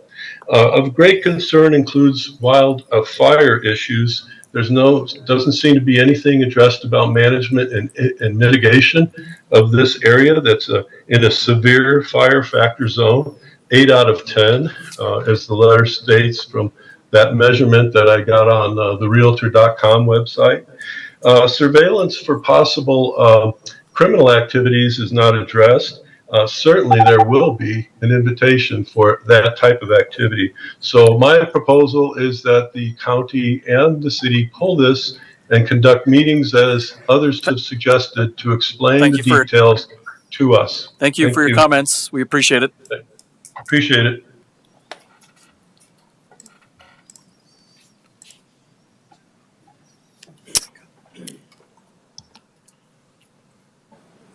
Mike Moore, you have permission to speak. Please unmute yourself and you'll have 3 minutes. Thank you very much. This is Mike Moore. I'm a resident of the Reserve. I live on Fox Hollow Court, which is just down the road. Previously, the HOA had ownership of Cedar Valley Road all the way out to, as I understand it, I think it was 23E at the time. And when we moved into 23H, and when we moved into the neighborhood, we were able to ride our bikes all the way out to 23H, which is a road that runs north and south, just to the west of the neighborhood, out to the end of Cedar Valley Road. And the HOA ceded that land back to the city, I believe, and I'm fuzzy on the details here. Somebody else in the room probably knows more. But we lost our access through the properties on that road when that happened and a gate was put up. I was hoping that when the city developed this property and brought access to it, that they would restore access back to 23H. That's a great trek for road bikes, because you can ride through that area and then out to Masonville and link into Fort Collins, and really the connectivity objective and criterion of that's required for these plans, I would hope would look into that more. I don't see anything about bicycles in here and access provided to them. I do echo the concerns as well for wildlife corridor. There's certainly a lot of wildlife that travels through there, right through that parking lot area, or maybe just to the south of it, perhaps down that slope into Maury's. I am excited by the city's proposal to connect like all the way to Oxbow and develop better connectivity. So I don't want to be a NIMBY in that respect. I think that's a great idea to connect, but I think there could be some more thought into how the connections can happen and to really explore that with community input.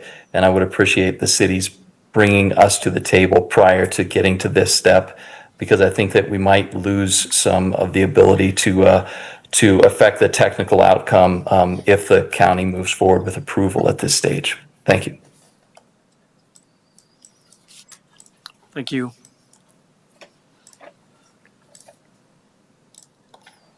If there are any other members of the public online who would like to speak, please use the raise your hand function. Lori DeHoy, you have permission to speak, and you will have 3 minutes. Yes, my name is Lori Delahoy, and I am also a homeowner and member of the Broken Triangle Estates HOA. And I echo the concerns of my neighbors. The proposed trail exiting onto 23E, cars will come and park along our road, and there's no place to turn around. They will be making the circuit of our road, and we pay to maintain that road. And it's an unfair burden on us to maintain that access for them. Plus, it's just really not built for that kind of traffic. I have a daughter in a wheelchair. There are the kids who play. There's extra security concerns that we would have to consider having extra traffic going through the neighborhood. I thank you. I appreciate having the natural area there, and I would appreciate you continuing to communicate with our HOA, both the city and the county, as you I ask that you continue to communicate with our HOA. Thank you very much.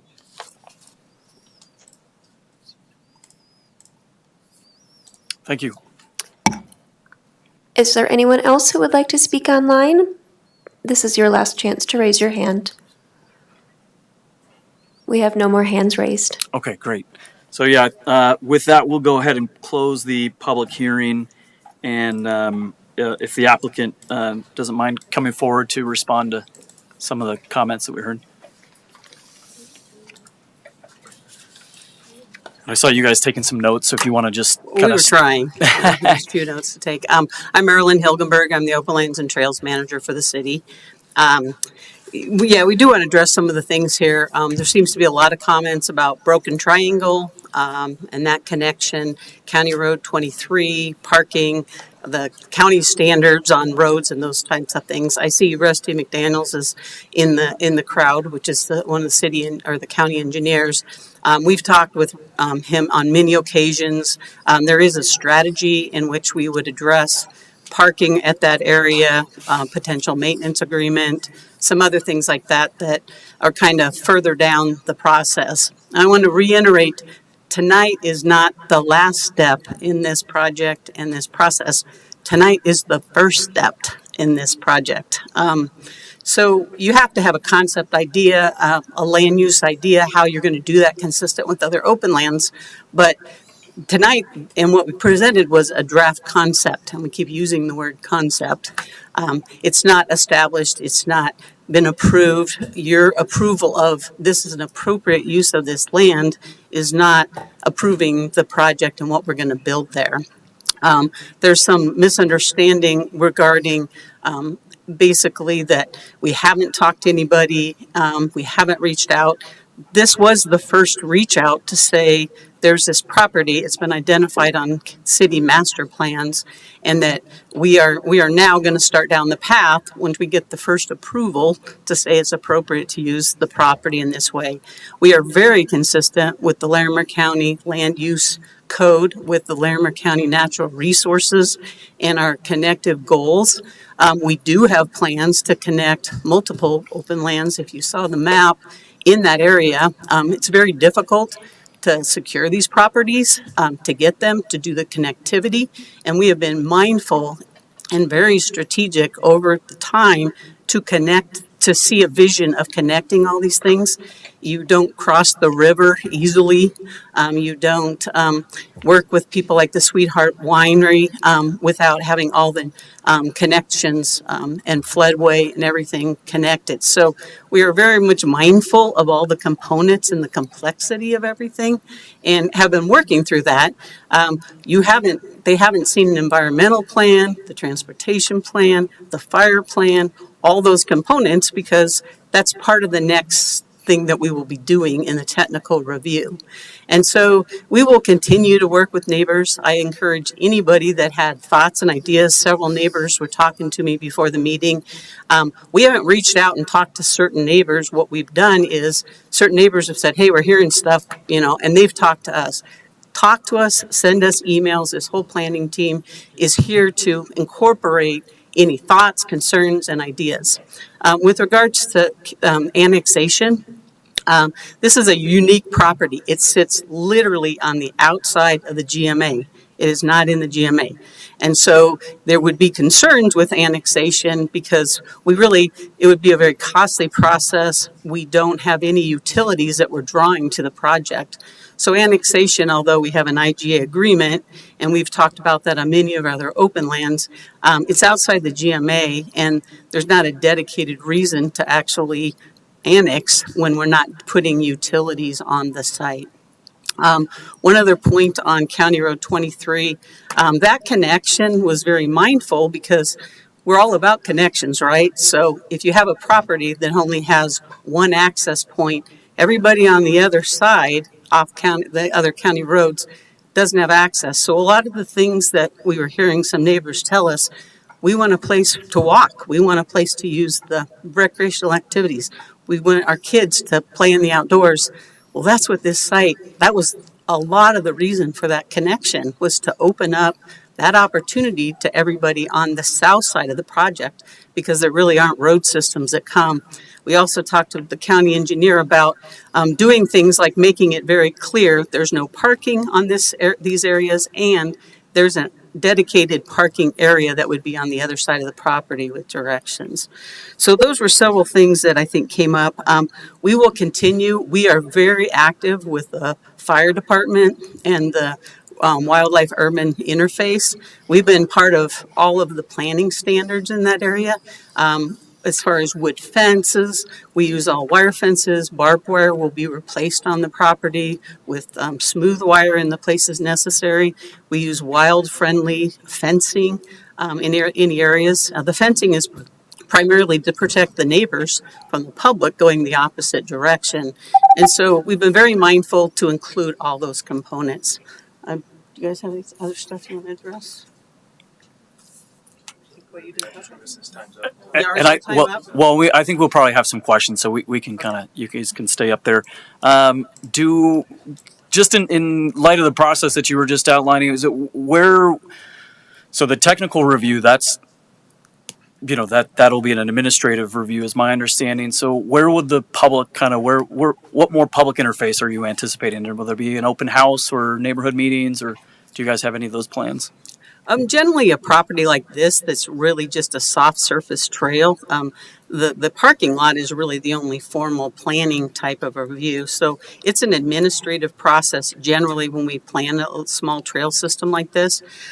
But what I started my conversation with is, please email us your thoughts, concerns, comments, positives, negatives, anything that you have. So as we start to put together the more formal plan, which will go to technical review, we will include all those components in it, including feedback that we get, comments from neighbors.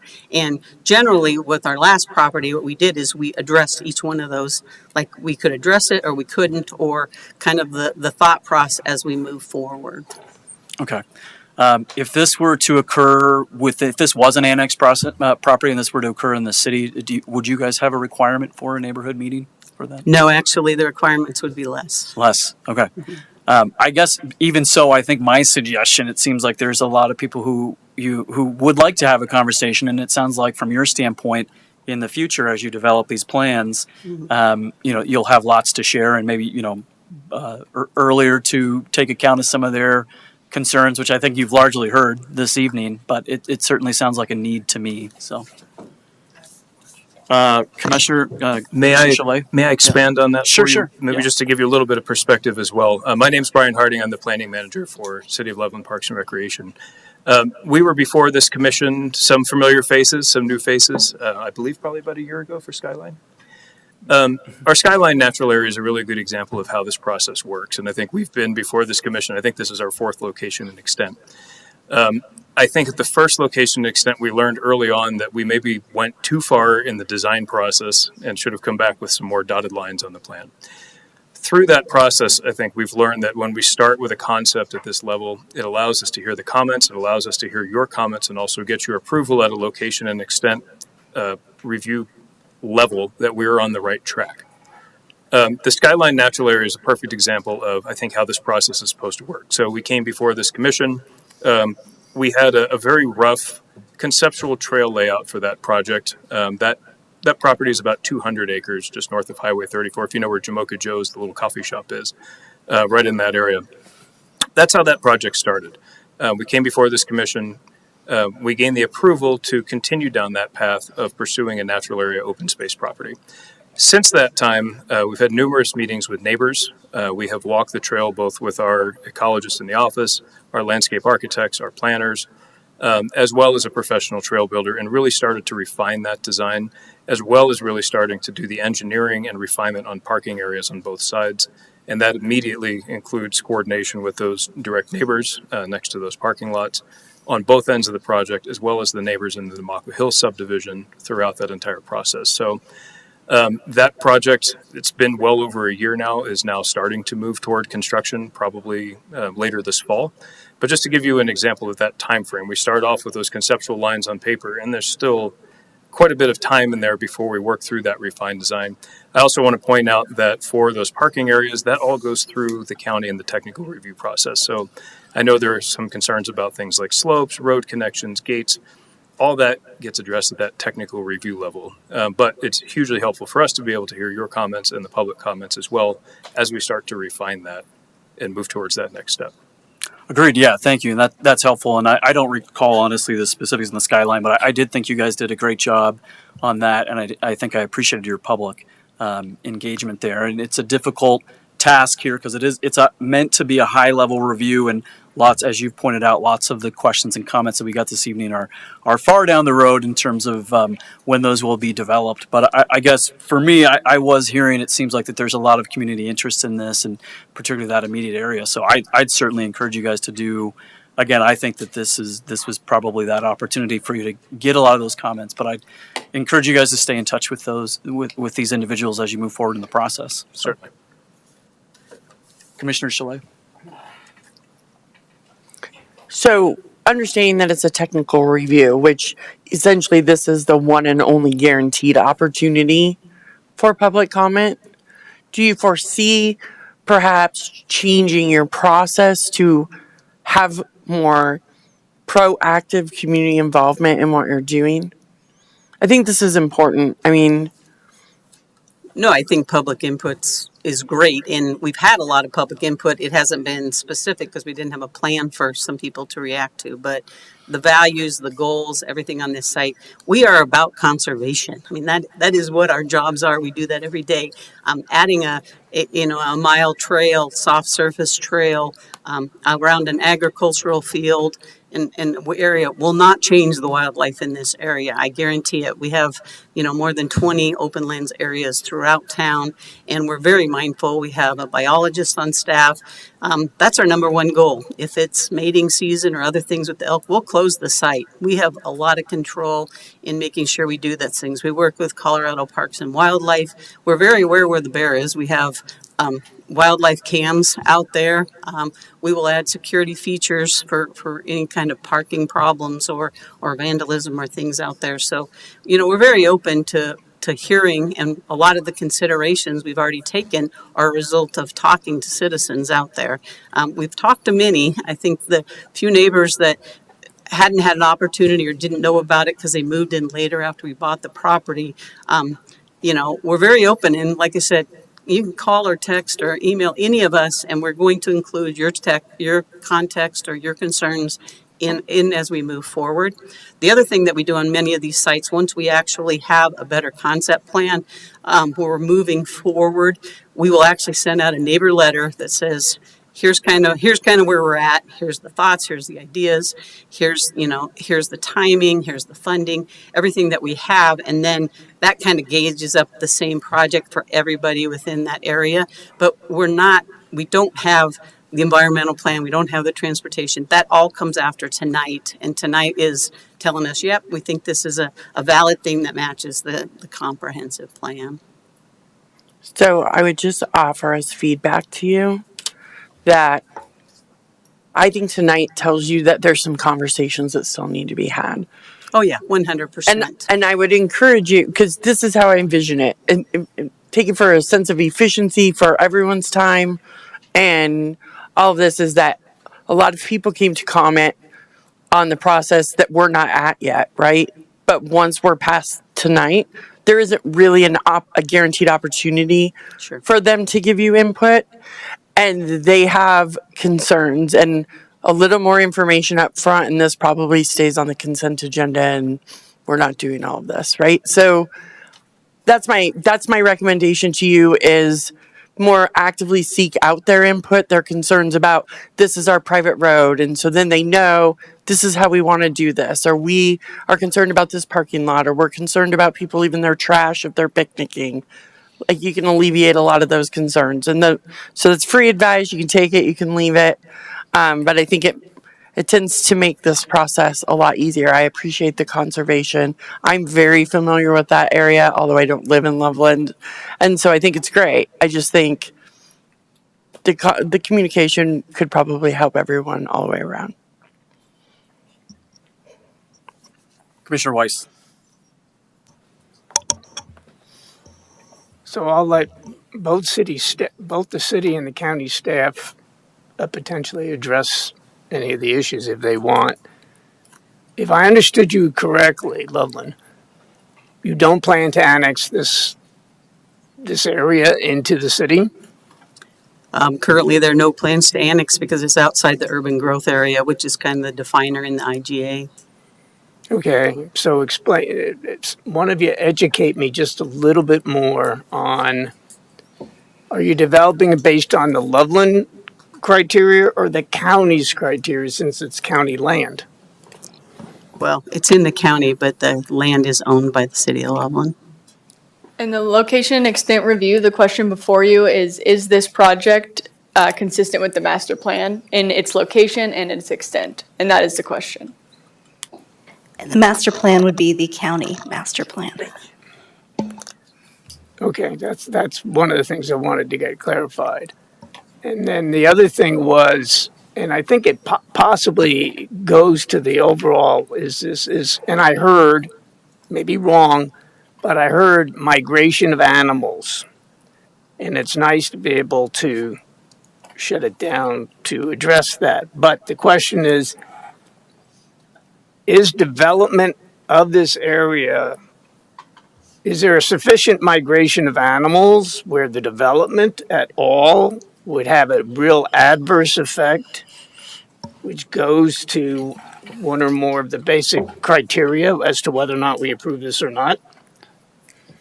I would say at this point, there's other staff has mentioned that's not the goal of this review, but that we don't have that information quite yet. And if and when they do submit for technical review, some of that information will be provided, but then it would also go to county staff and outside referral agencies, such as we have an environmental planner on staff who will review it. We have our Department of Natural Resources who review it from that perspective, and then it also goes to the state Department of or Colorado Parks and Wildlife. And so they'll review all those things. If there's any major concerns about that, that could possibly affect the project, but again, that will be reviewed at that next stage.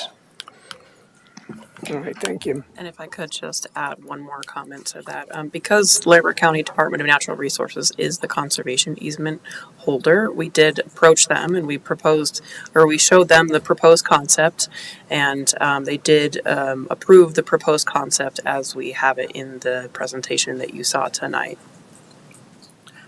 Did it also go to the Natural Resources Advisory Board or whatever the equivalent is, I It guess? did not, no.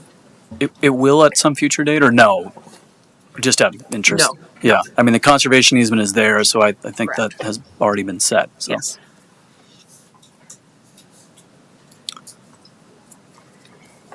Commissioner Duffy? Yeah, just one quick question. Mr. Curry, correct me if I'm wrong, Larimer County doesn't require us to provide notice to residents within 500 feet for location and extent, correct? We are required to provide notice, and in this case, we sent it actually to residents within 1,000 feet. We sent out 122 postcards for this LNE. However, the tricky part about the LNE, which I believe this came up in part of the public comment, is because it's a state mandated process, it has a state mandated timeline. We only have a maximum of 30 days to review this, so we can't provide much advance notice in order to get it to a scheduled hearing where we can make a decision on the matter. And if we do not make a decision quicker than 30 days, on day 31, it is deemed automatically approved. Okay. So I believe it was Blaine Pritchard's comments, if I have his last name correct. So he seems to have received a notice after the packet was put out. Is that first? Is that possible? And secondly, were we providing notice for them to have comment on the packet, or just notification that there was going to be an E&L review? So I think we may be getting confused about the two different types of notice that we sometimes offer.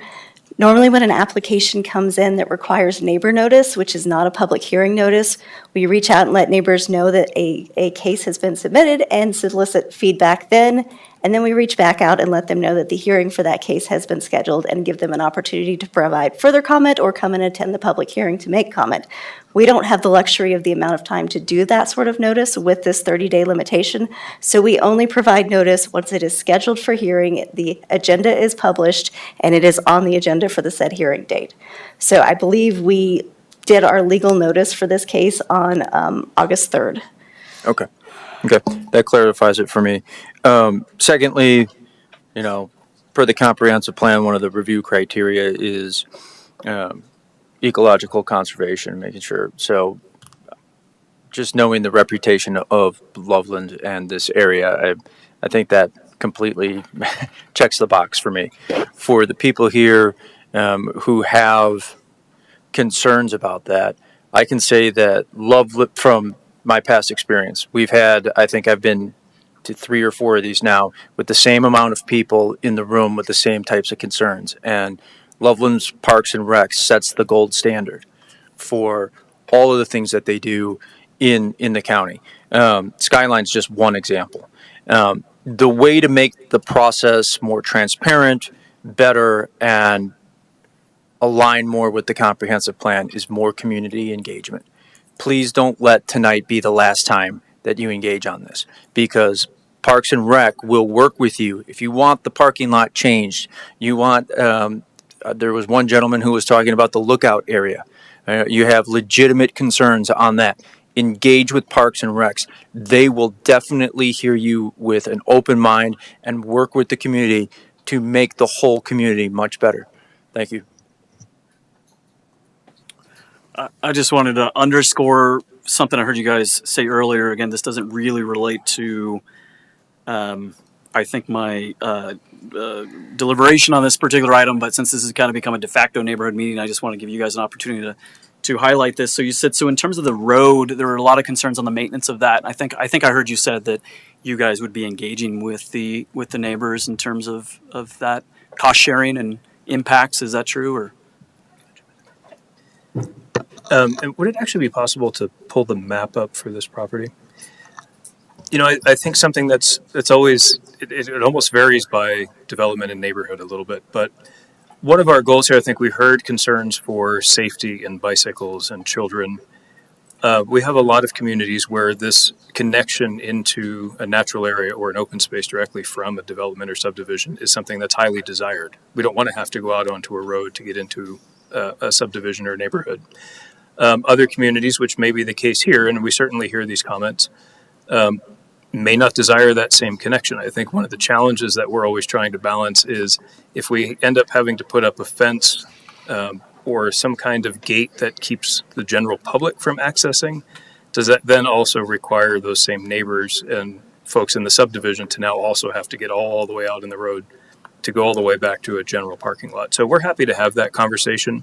Again, I want to stress that this is a concept, and I think it seems to make sense to allow direct access for those neighbors. This is down in that southwest corner. To allow access over there so those folks don't have to get out onto other roads and drive through the golf course and all the way around to get to a parking lot. But we certainly understand, and we hear the comments tonight, that's not necessarily a necessity. That's not a make or break of this project. I would consider that more of a courtesy connection for that neighborhood. But if that's not something that's desired, again, it's not a make or break for this project. So in terms of also traffic and road maintenance and things like that, that may resolve some of those concerns. Yeah. Okay. Well, and I'll just reiterate the process which has been stated. Yeah, the time for public comment is done at this point. So I'm just going to reiterate. So this is a coordination meeting essentially, and it's at a really high level. So it's a coordination with the county's master plan, and there's more details to come. These guys have to give us enough details so that we can have some conversation and know what's being discussed, but it's very conceptual at this point. I think they've committed to, continuing to work with you all and chat with you all, and obviously they're public officials, and certainly you can get their contact and reach out to them. I, for one, I guess I'm certainly supportive. I agree with Commissioner Duffy that I think overall, I think the City of Loveland does a really nice job with all of this, including outreach. Maybe some exception this evening, but I'll be supporting this. So.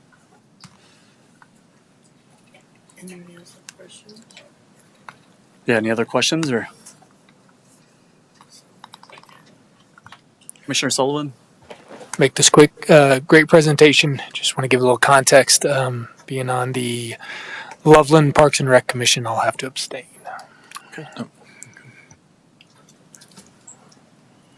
Mr. Curry, if you could put up a proposed motion, I'd be ready to enter that into the record. Yeah.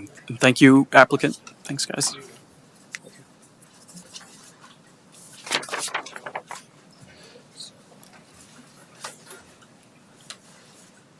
Just give me 1 second. I was messing with the PowerPoint and deleted what I needed to do.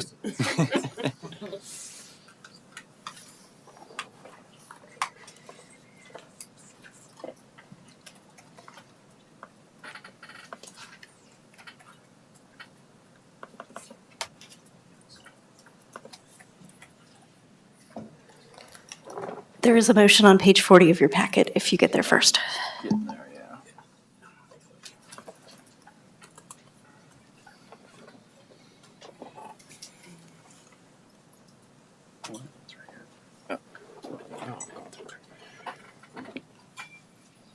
Let's see where we are. Where's the proposed motion? The developments. So we would say the Larimer County is at 40. Yeah. Okay. I move that the Planning Commission. No, we're not recommending this up. So, I move that the Planning Commission approve the City of Loveland's Firefly Trailhead location and extent file number 25, zone 3790. Second. Motion and a second. Roll call, please. Eggleston, Yes. Weiss, Yes. King, Yes. Cholet, Yes. Duffy, Yes. Rowe. Yes. You missed one, didn't you? Did he vote? Oh, he abstained. Oh, you abstained? Okay. Do you want to just call it out, Ryan, and then or Commissioner Sullivan? You can Commissioner say- Sullivan has abstained from the vote. Thank you. Well, thank you again. And yeah, I'm sure that's, maybe less than satisfying for a lot of you who have attended. But again, I think this is very early in the process and just encourage kind of continued engagement. So, but we really do appreciate your comments. And I think that they were heard and they were valuable. So, okay. So the next order of business for us is election of officers. That is correct. And if you're like me, it'll feel like we just did this recently, and that's because we actually did do it fairly recently. We postponed it, but our bylaws do state that we have elections in the July meeting of every year, or the after the July meeting of every year. So we are supposed to do that tonight if you all would like. If you would like to maybe postpone that to another meeting, we can also make a motion to do that. I think we're ready. All I'd right. like to propose that Lisa Chalet is our next chair for two reasons. One, she has demonstrated that she can delegate a meeting over the past year as vice chair. And secondly, I'd like to note that this has been 2 successive times in a row, so that's 2 years that we've had male chairs, and I think it's time that we rotate. Does anybody second my motion? Second. Motion in a second. Do we do it as a slate or just individual, or does it matter? Just individual, if I recall. Individual, yes. Eggleston, Yes. Weiss, Sullivan, Yes. King, Yes. Cholet, It's weird to vote for myself. Yes. Duffy, Yes. Rowe. Yes. And I will nominate Commissioner Duffy for the vice chair position. I'll second it. Eggleston, Yes. Weiss, Yes. Sullivan, Yes.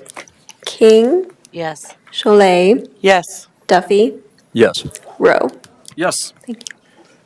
And I would like to nominate Commissioner Eggleston for the secretary position.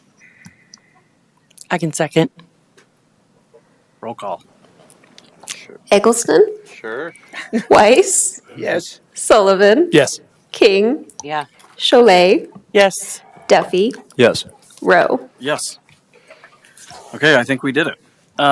Any reports from staff? Just a heads up that we still do need to revise our bylaws, and one of these days I will bring that to you. Okay. I'm sorry, I was here for Christopher Hoffner, but for capital, I don't know what happened to that hearing. That was on the consent agenda item, and it was approved at the beginning of the hearing, so it's approved at this stage, and the next stage will be Board of County Commissioners. No worries. Okay, thank you. And our meeting is adjourned. Thank you.